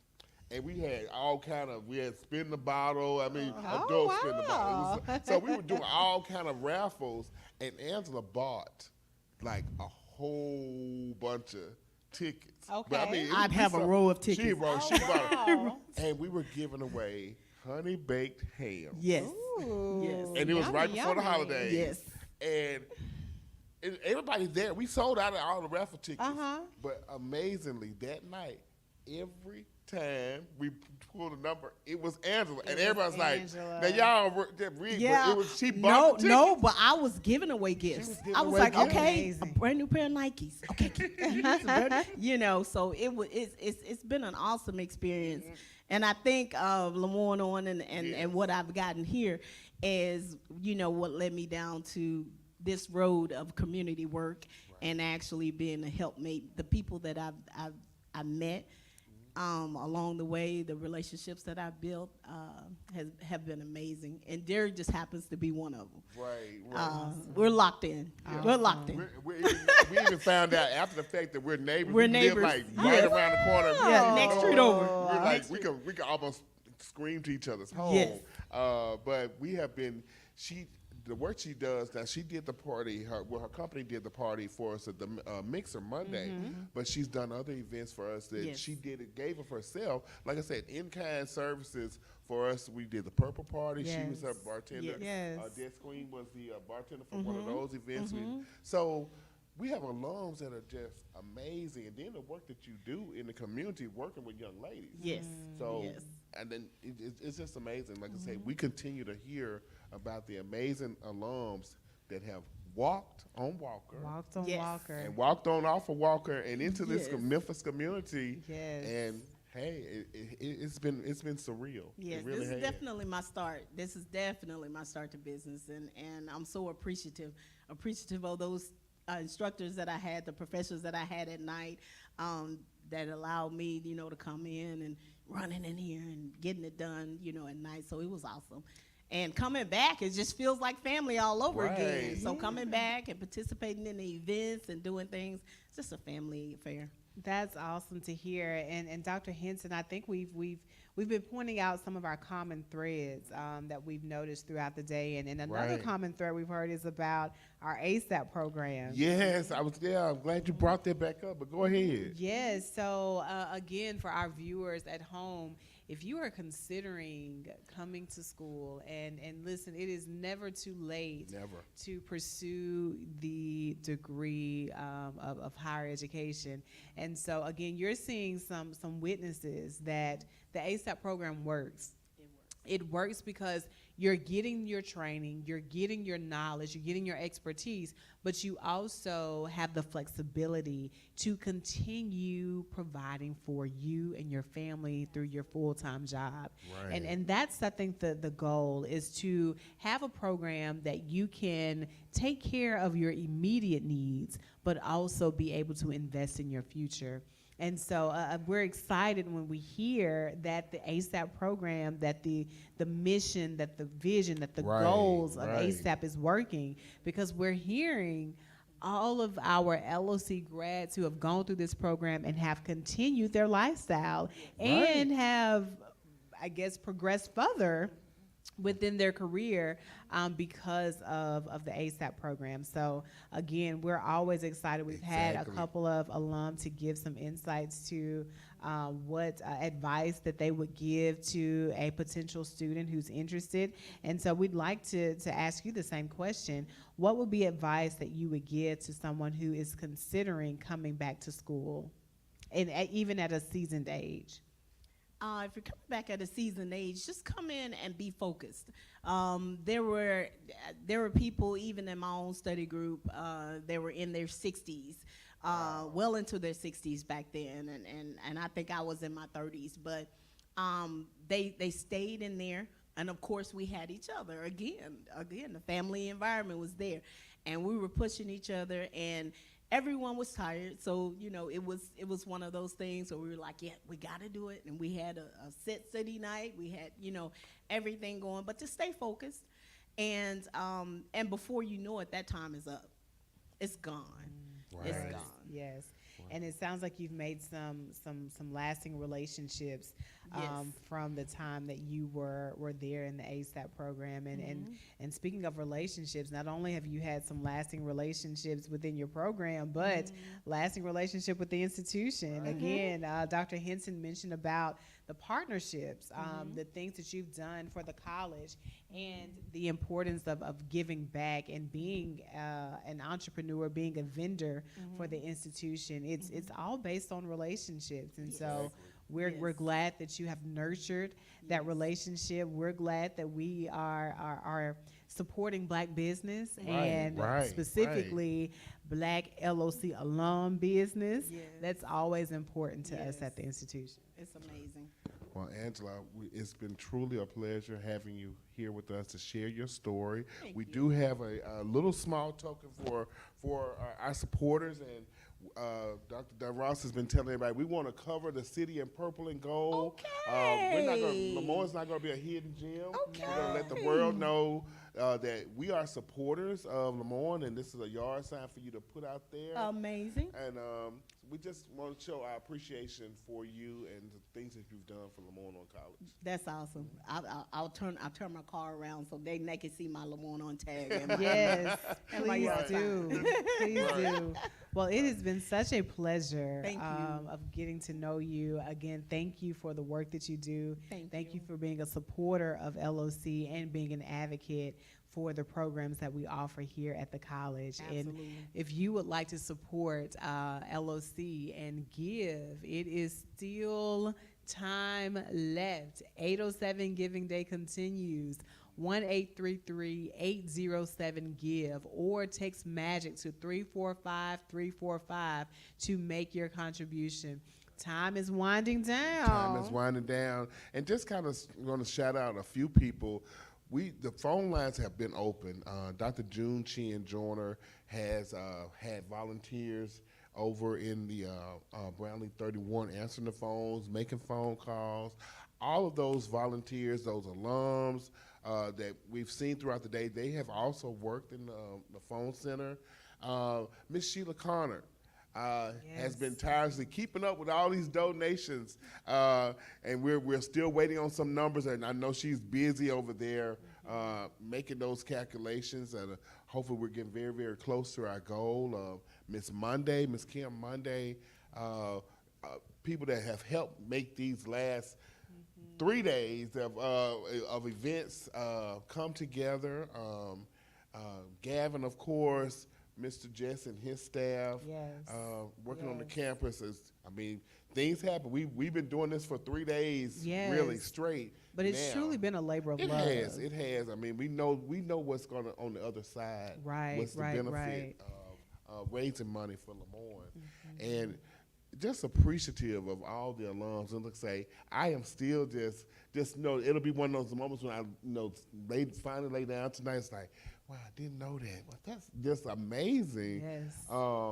What we've learned today. I feel like I need to journal all about this experience. I got some follow-up questions. I was like, now what about, you said, and so it makes you want to learn more about it. And if we can be, blown off our feet, letting the world know that what has happened here at LeMoyne-Owen College and the people that have come out of here, the things that have happened on this campus, we're going to constantly push that story out there. Yes, it's about creating the narrative or really sharing the narrative that is there.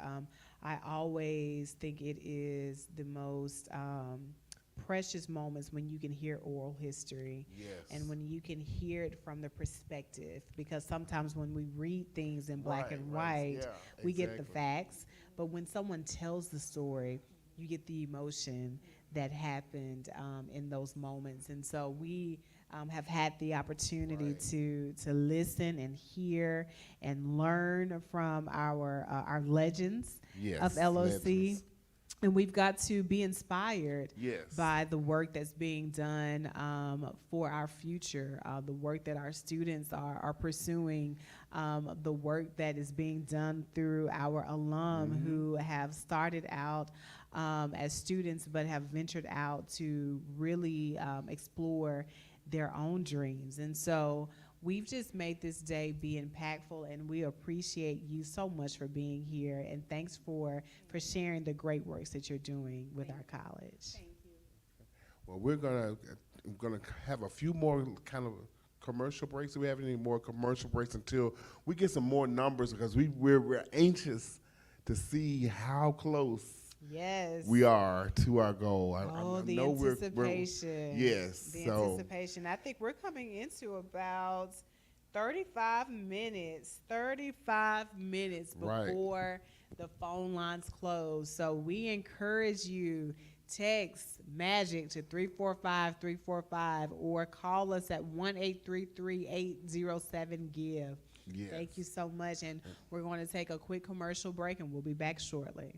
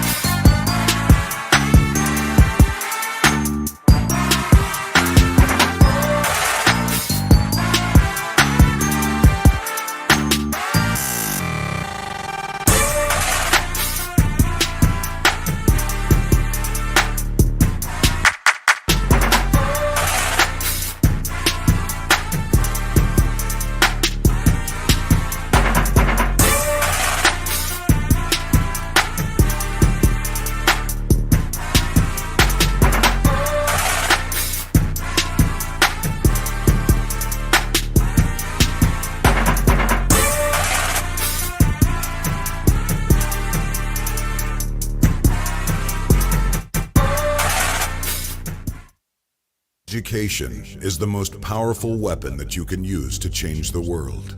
Nelson Mandela. The truth of these words is manifest in the transformed lives of the students and alumni of historic LeMoyne-Owen College. LeMoyne-Owen is the heart of the Soulsville, USA Renaissance community in Memphis, Tennessee. Surrounding its beautiful campus are the Stax Museum, the Stax Music Academy, elementary and charter schools, historic churches and businesses, and the stately Elmwood Cemetery. As the only historically black college in Memphis, LeMoyne-Owen College has educated local and national leaders who, with their passion and presence, have made an indelible impact on their respective communities and touched countless lives. Consider Marion Barry, former mayor of Washington, D.C., Willie W. Harrington, Memphis's first African-American superintendent of Memphis City Schools and the first African-American elected mayor of Memphis. Dr. Benjamin Lawson Hooks, first African-American appointed to the Federal Communications Commission and former NAACP National Executive Director, Judge, and Minister.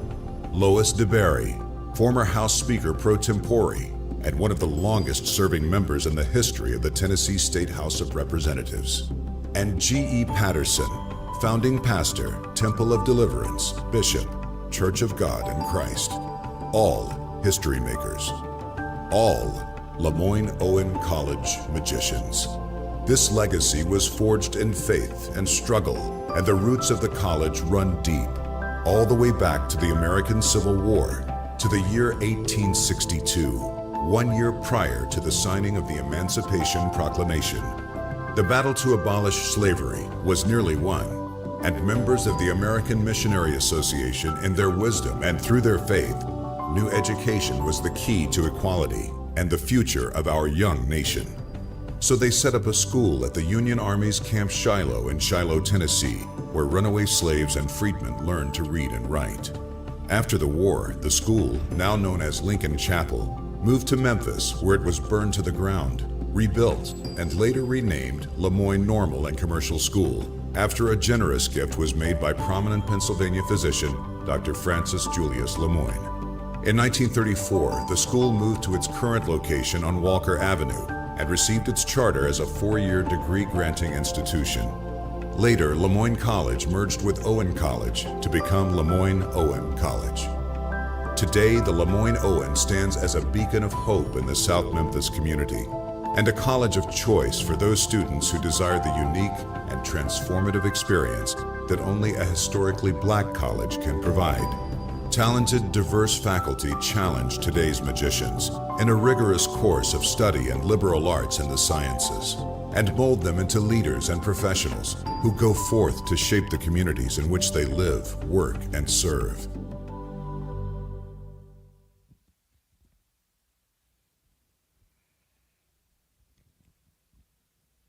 All right. Our 4th annual 807 Giving Day Telethon is coming to an end. Yes, we're close. We're not quite. We're not quite close. We're getting to be that time. So it is officially 7:31. So there is 29 minutes left.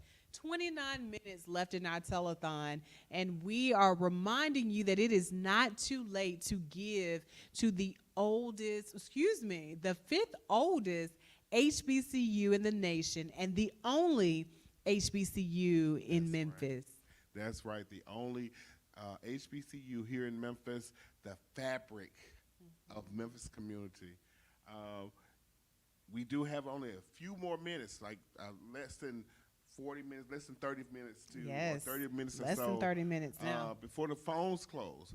Even when the phones close at 8:07, you still can give. You can text MAGIC to 345-345, or you can go to the website at www.loc.edu/807 day. Or you can scan it. We're going to have a QR code. But after 8:07, the Team Don Ross and Team Henson, we will be done for today hosting and learning about LOC. But You can still text. Yes, you can still text. And we'll be done with the hosting, but we are not done with the marathon because the marathon will continue. The marathon, of course, will change ship, and we will be doing the work. Doing the work in different capacities. And so I know we've done quite a few interviews today. Yes. And I would like to take a point of privilege to interview my co-host today. Okay. Yes. So I know that we have some updated numbers. Are we going to share those numbers now? Or are we going to share closer to the end of our time together? Right. Well, we're still, like I said, still have a few minutes with Dr. Dunross. Right now, we're standing at $171,000. Wow. $400. We're so close. Oh, we know that the next push can help put us over. Call somebody. Text someone. Share on your social media pages. $171,400.07. 7 cents. And we're very close. We know we set a goal that was double what our goal was last year. We came into this day with we started off Sunday with more than we raised. So I'm pushing for still pushing for the 200,000. Yes. But we have done such an amazing job. Well, I won't say you all have done such an amazing job out there in social media land, the phone operators. We still have a little ways to go. Just a little ways, a little under 29,000 more dollars to go. That's not a big ask. Yes. And you can do it. We can do it. And the optimist in me says, wow, look where we've come from, even this morning. Yeah, exactly. I think we started out with 131,000 this morning. And so over the course of a day, we've raised, and listen, math was not my major, but it looks like we've raised about $40,000 in one day. Right. And that's it. I mean, those $8.07, they matter. It matters. The $80.70, they matter. 800.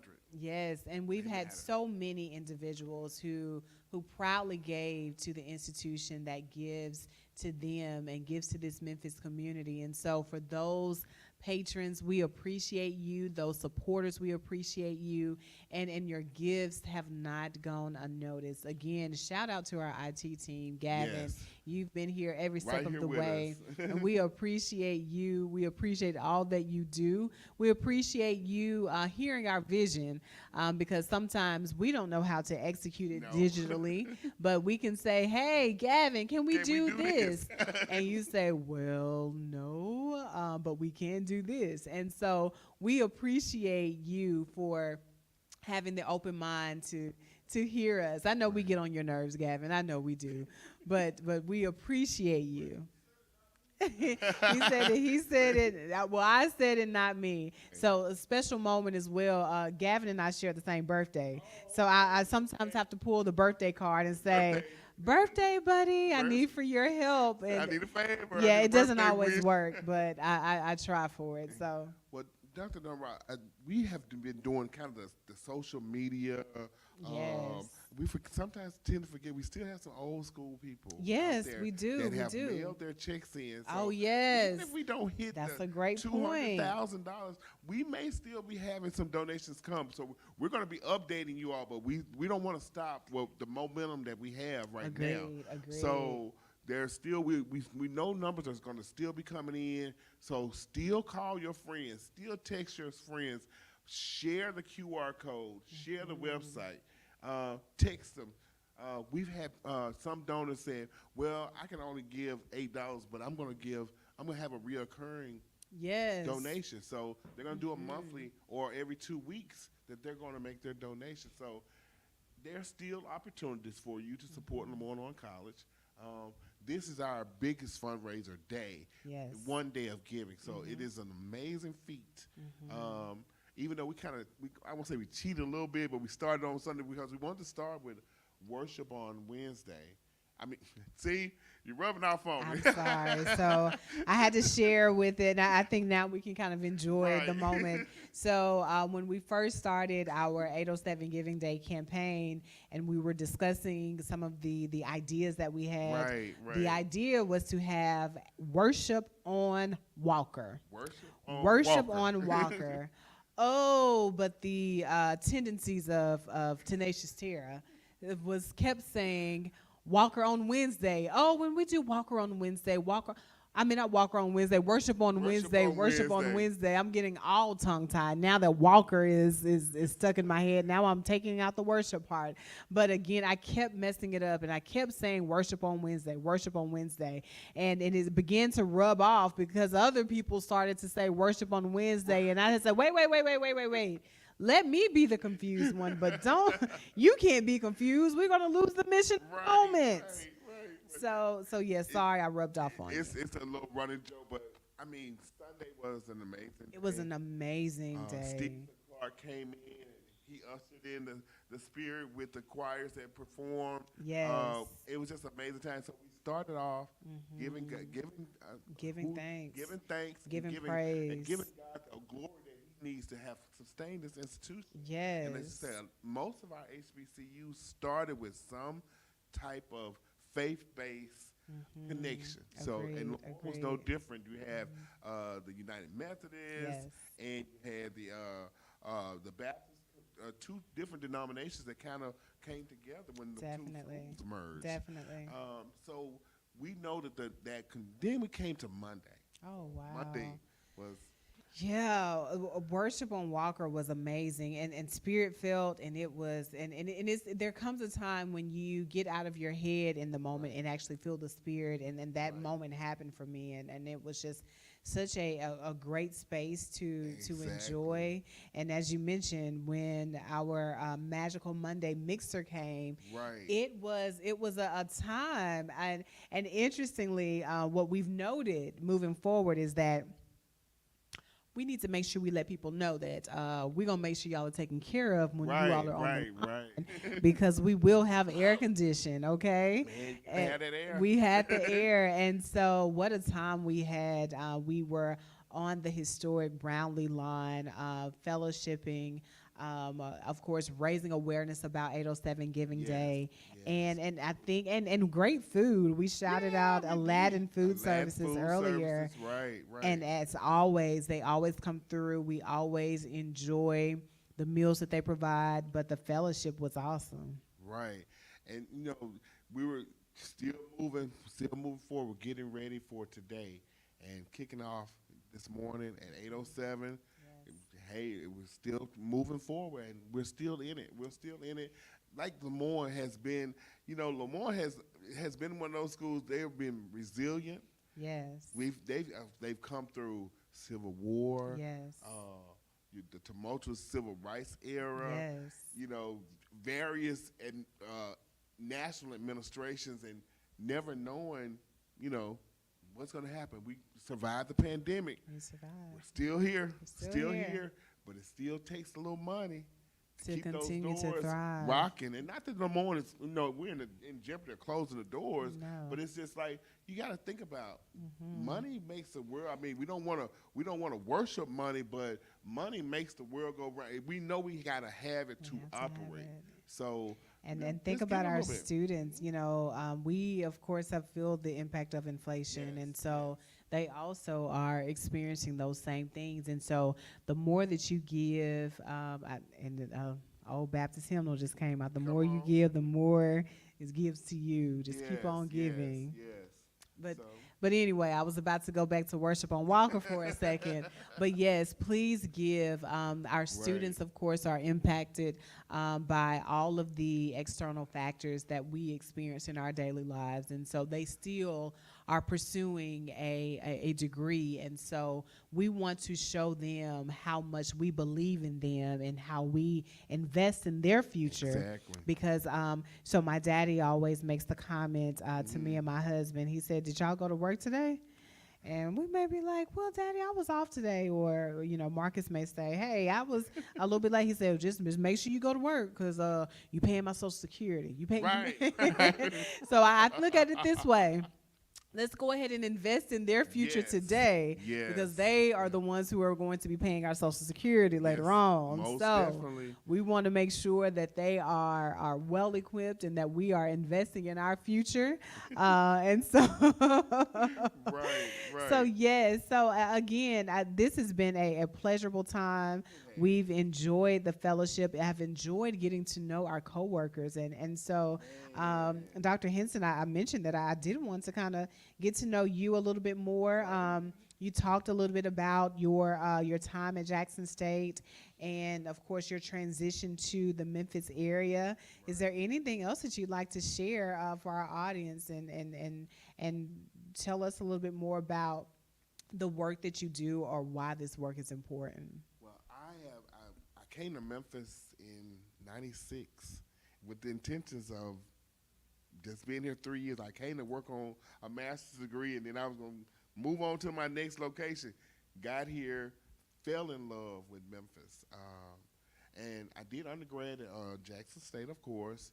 I came here with the intention of going to the University of Memphis, and I didn't even start working on a master's degree until I had been here 3 years already. Didn't even apply when I got here. Just started working in the Memphis community and having the opportunity, as you heard earlier, with some of the icons. Sarah Lewis, I worked at Shelby County Head Start. I've always been in the education adjacent, as I call it.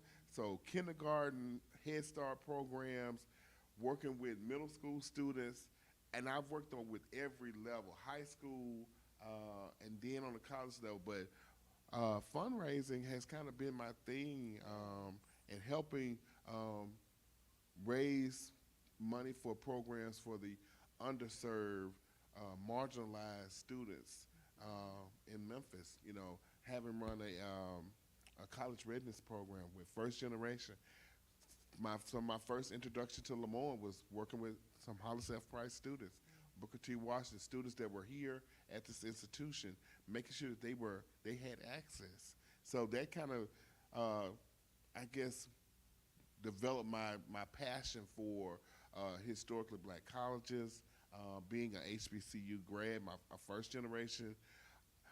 I say first generation, my mom was in school with us, but I was the first male to graduate from college. And like I said, I finished before she did, but she went back, and my brother was in school. We all have HBCU education. We have our own family rivalry that we have intertwined. My aunt was my mother's sister that was right next to her, kind of started the tradition with Jackson State for us. And we heard earlier some of these legacy stories, and having somebody in your corner supporting you, and through the college experience was one of the things that helped me. And helping some of these students that don't have that support, or a family member to say, here's a little extra money to make sure that you stay in school, keep you in school, and then going back to Jackson State and getting a terminal degree. LeMoyne was kind of one of my dream jobs.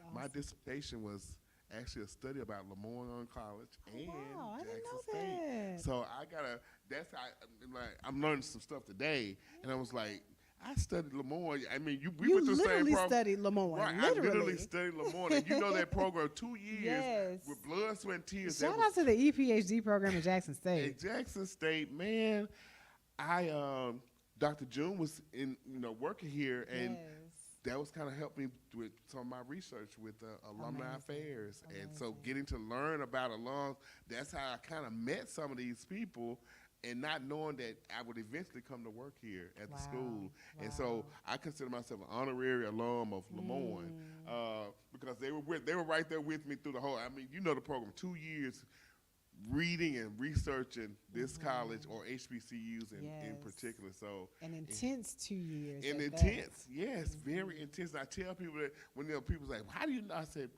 for 2 years I studied and learned about as much as I could about LeMoyne-Owen College, and particularly about their alums and their giving patterns. So that's kind of my segue into development. So coming to work here was like a natural fit. I'm like, hey, this is like a dream job. I kind of got some knowledge and know where to go from my study. Well, it sounds like you're in the right place. Yeah. You're in the right place to share your talent, and there are some great people who would benefit from that talent. Thank you. And like I said, I know that we're both Mississippians, so we kind of got that Mississippi thing going. Cricket letter, I. Humpback eye. And, you know, it's a lot of Mississippians in Memphis, coming up the river, making Memphis their home. So, tell me a little bit about. Yeah. I know Picayune, right? Yes. Picayune, Mississippi is home for me. Yes. Picayune is South Mississippi, and we are about 40 minutes from New Orleans, about 40 minutes from the Gulf Coast, 45 minutes south of Hattiesburg. And so Picayune is home. It's where my heart is. Yes. My mama and daddy, Audrey Dunn, Donald Dunn, my sister Aaliyah, who's in Terry now, my brother Kenwa, who's in Pensacola.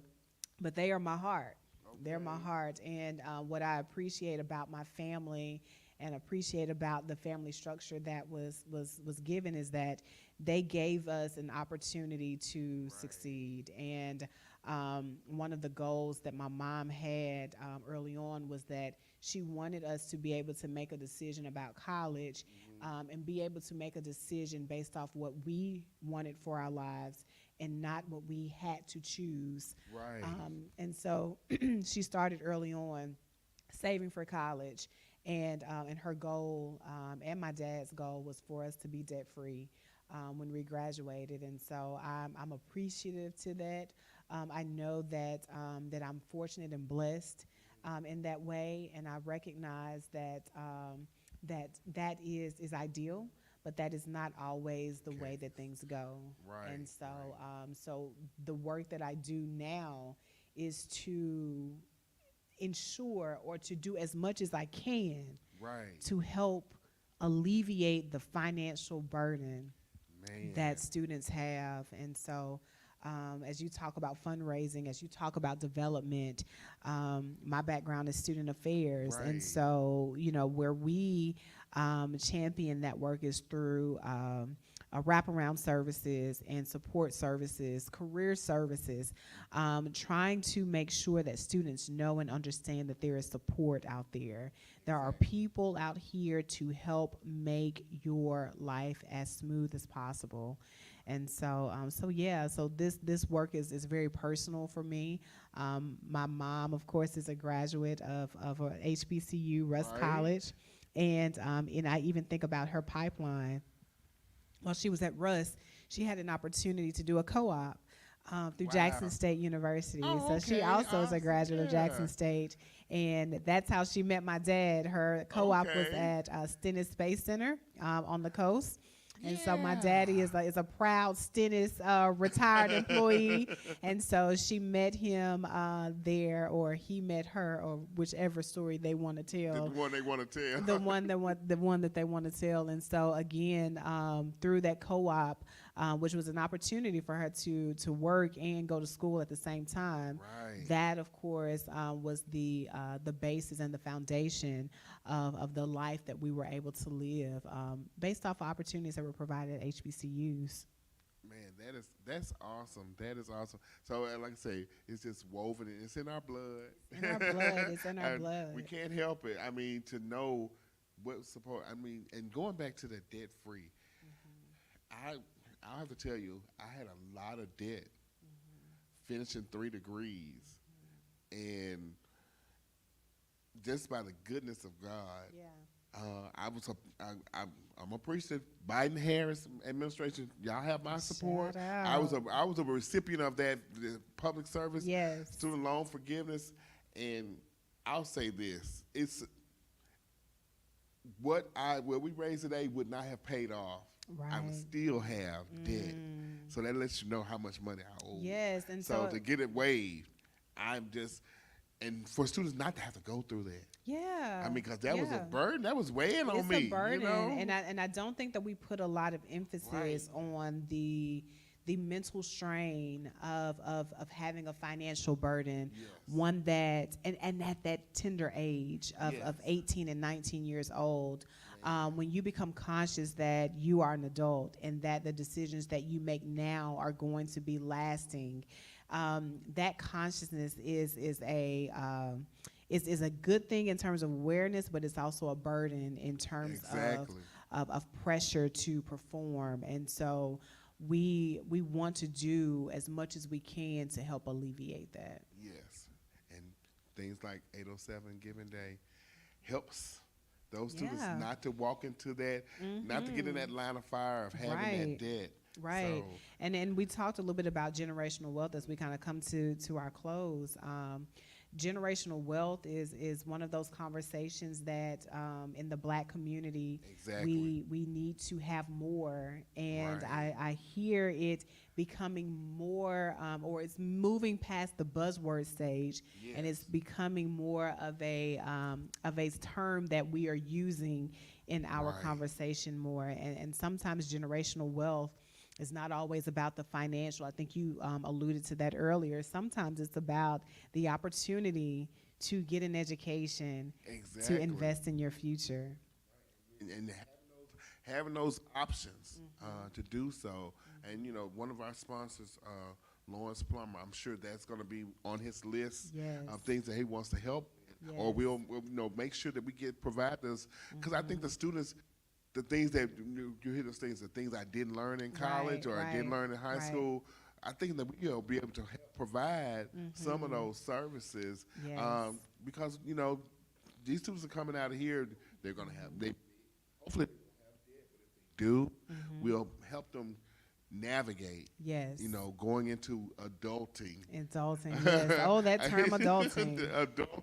Once they leave these doors. So those are some of the other things that we provide. I mean, we have sponsors and donors that are providing some of those services for our students. Definitely. And somebody to educate them. So things that we didn't learn that we should have learned. Yes. Those are things that I think that our generation can champion.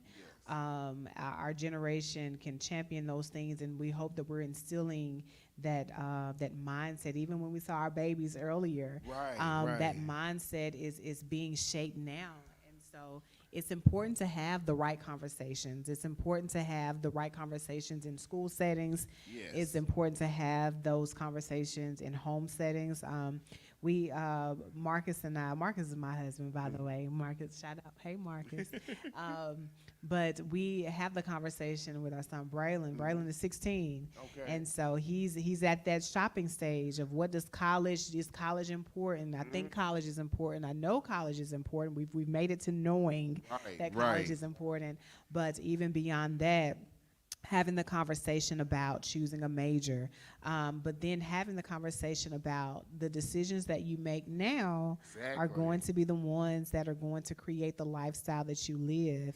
And so you should really consider your major and also think about what type of lifestyle you want to live. Now, are you wanting to be able to eat out every night and have Jordans and all these other things that cost money? And so you need to really have some real thought-provoking conversations about what you want life to look like. And so we've talked to him a little bit about the impact of generational wealth and what our goal is for him. Our goal is for him to be debt-free. We're hoping and praying, but our goal is for him to be debt-free. And we're hoping that is a piece of generational wealth that he will take on to his legacy, and that he will be able to improve on that. We're trying to do more than what our parents did, and we want him to do better than what we can do for him. Mom, my dad, my mom, and my aunt, their options for us is that you're going to go to college, and the only option you had, it has to be an HBCU. And we were fortunate to, all of her kids did go to a HBCU, but just knowing what we've learned and the historical benefits from getting that education, and hopefully the students here at LeMoyne will feel the same way that we do about our other institutions, and when they walk across that stage with the diploma, that they know that I can do this and I can make something from what I create, or I can make something from what I've learned here at LOC Walker Avenue. And Dr. Dunross, I have 7:57 by my phone, so 7:57. technically we got have about 10 minutes. 10 minutes. 10 minutes to make a difference in a student's life. 807 Giving Day. Right. I wish that I was a mathematician, because I would tell you how many minutes we have behind us and how many minutes we have ahead of us. I can tell you that is 10.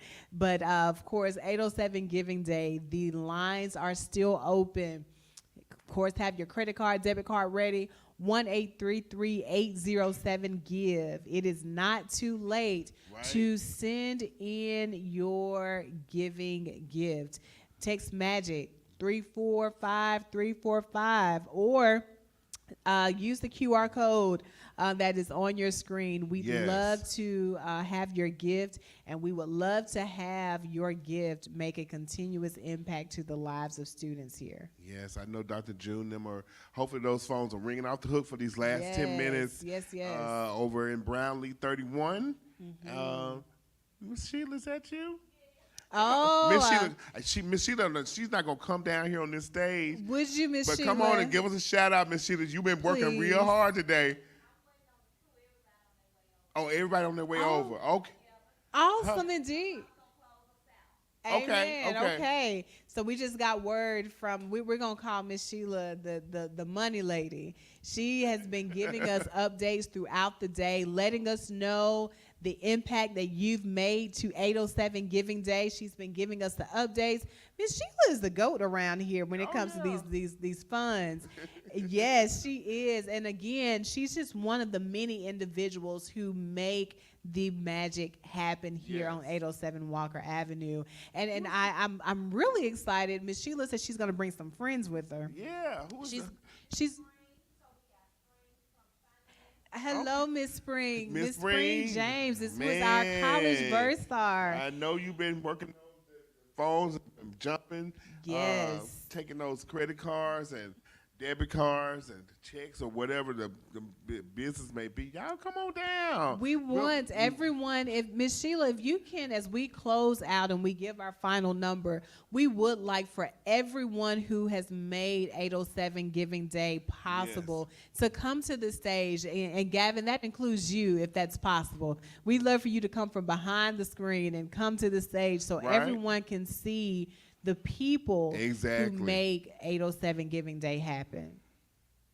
So, perfect indeed. Awesome. Perfect indeed. So yes, we're coming to a close. What's our count? We're at 8 o'clock. That means 7 minutes. 7 minutes to help make 807 Giving Day the best one that we've experienced yet. Text MAGIC to 345-345. Or give us a call, 1-833-807-GIVE. There is still time left, a short amount of time. But there is still time. Now, even if our viewers miss the opportunity to give via our hotline, tell our viewers how they can also give beyond 8:07 p.m. Okay, the text number will still be going on. It's going to be open up. They can do that after the hours. They can text MAGIC to 345-345. That's the word MAGIC to 345-345. Or you can scan the QR code there. It's going to take you to our online giving portal where they can make their donation. Yes. Or they can go to www.loc.edu/807day.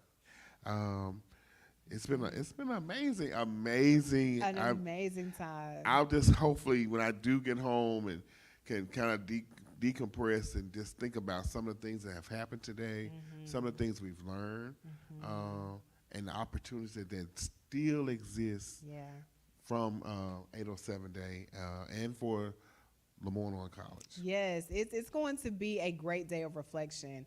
Again, I feel probably more spirited in this moment than I did this morning because of the information that was gained, the spirit that was felt. I mean, I feel energized to keep doing this work and to keep moving the needle toward making an impact for our students here at 807 Giving Day. Right. And Miss Sheila, I know you don't want to come on the screen. You may not want to come on, but historically, after our 807 Day, we still have donations that come in.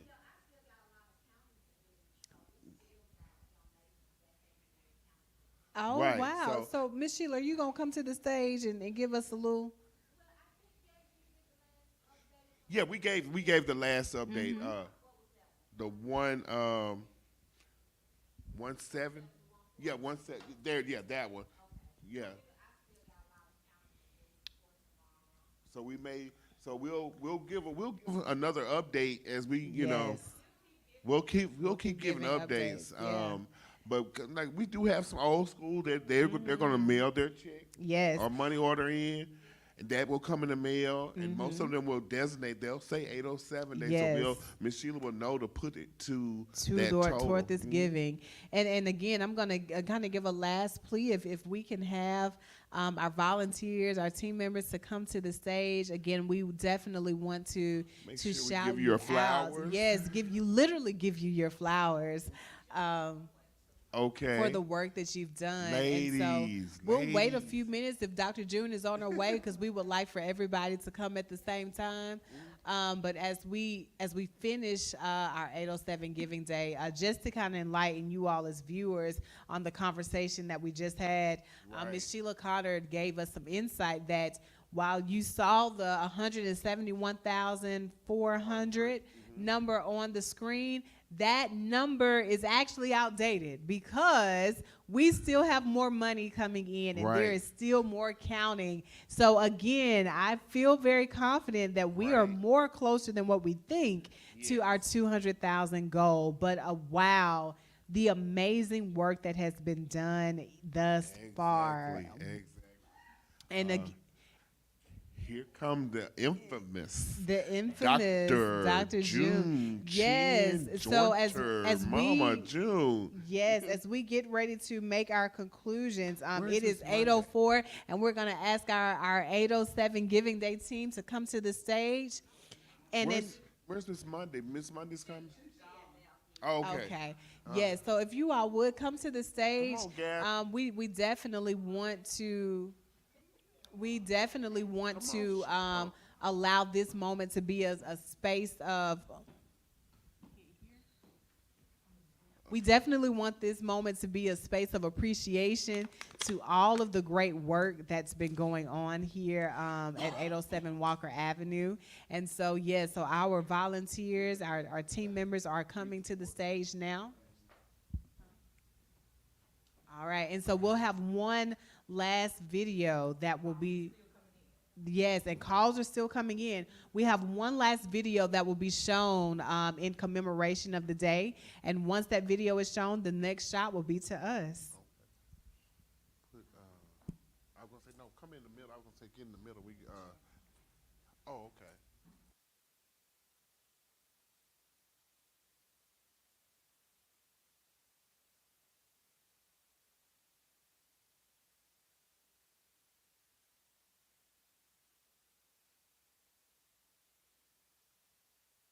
Greetings, future magicians. My name is Ladarius Wallace. I'm an admissions recruiter here at LeMoyne-Owen College and also an alum. LeMoyne-Owen College was founded in 1862 and was named after Dr. Julius Francis LeMoyne. We are the 5th oldest HBCU in the country, the first HBCU in the state, and the only HBCU in Memphis, Tennessee. Here today, I'll be your magical tour guide on this magical tour, and I hope that you have a great time. Come with me. So our first stop on our tour is Steele Hall. As you can see behind me, Steele Hall is the oldest building, built in 1914. It was burned down during the Memphis Massacre, and it was rebuilt by the men of Alpha Phi Alpha Fraternity Incorporated. Steele Hall is your building for your fine arts and humanities. So music, English, anything of that nature, this is where you'll be. The next stop on our tour is the Hollis F. Price Library. Named after Dr. Hollis L. Price, who served us from 1943 to 1970. He was the first African-American president on LeMoyne-Owen College's campus. The library was built in 1963, and it houses our alumni room and our Sweeney collection, which is African-American books by us. It also has a lot of first edition, rare, out-of-print books and articles. Next stop on the tour, we have Brownlee Hall. Brownlee Hall is the business central of the college. It houses the president's office, the admissions team's office, financial aid, and the records office. Any business that needs to be handled will be handled in Brownlee. Next, we have GOH. GOH is where your biology, criminal justice, and IT majors will take most of their classes. It also houses the Dr. Cheryl Golden Retention Center, and the Retention Center is right next to the Office of Student Affairs. So next we have the building of institutional advancement, where we develop relationships with the community, the alumni and the pre-alumni, and also United Negro College Fund. Next stop on the tour, we have the Bruce Johnson. What can I say? Thank you, and thank you again for all that you have done for us on this 807 Giving Day. For 162 years, we've been making magic happen here at LeMoyne-Owen College. And because of your kindness, your generosity, your gifts on today, I trust and believe that we will continue to make magic happen at 807 Walker for countless students. Again, thank you, and stay tuned for all that's happening at your LeMoyne-Owen College.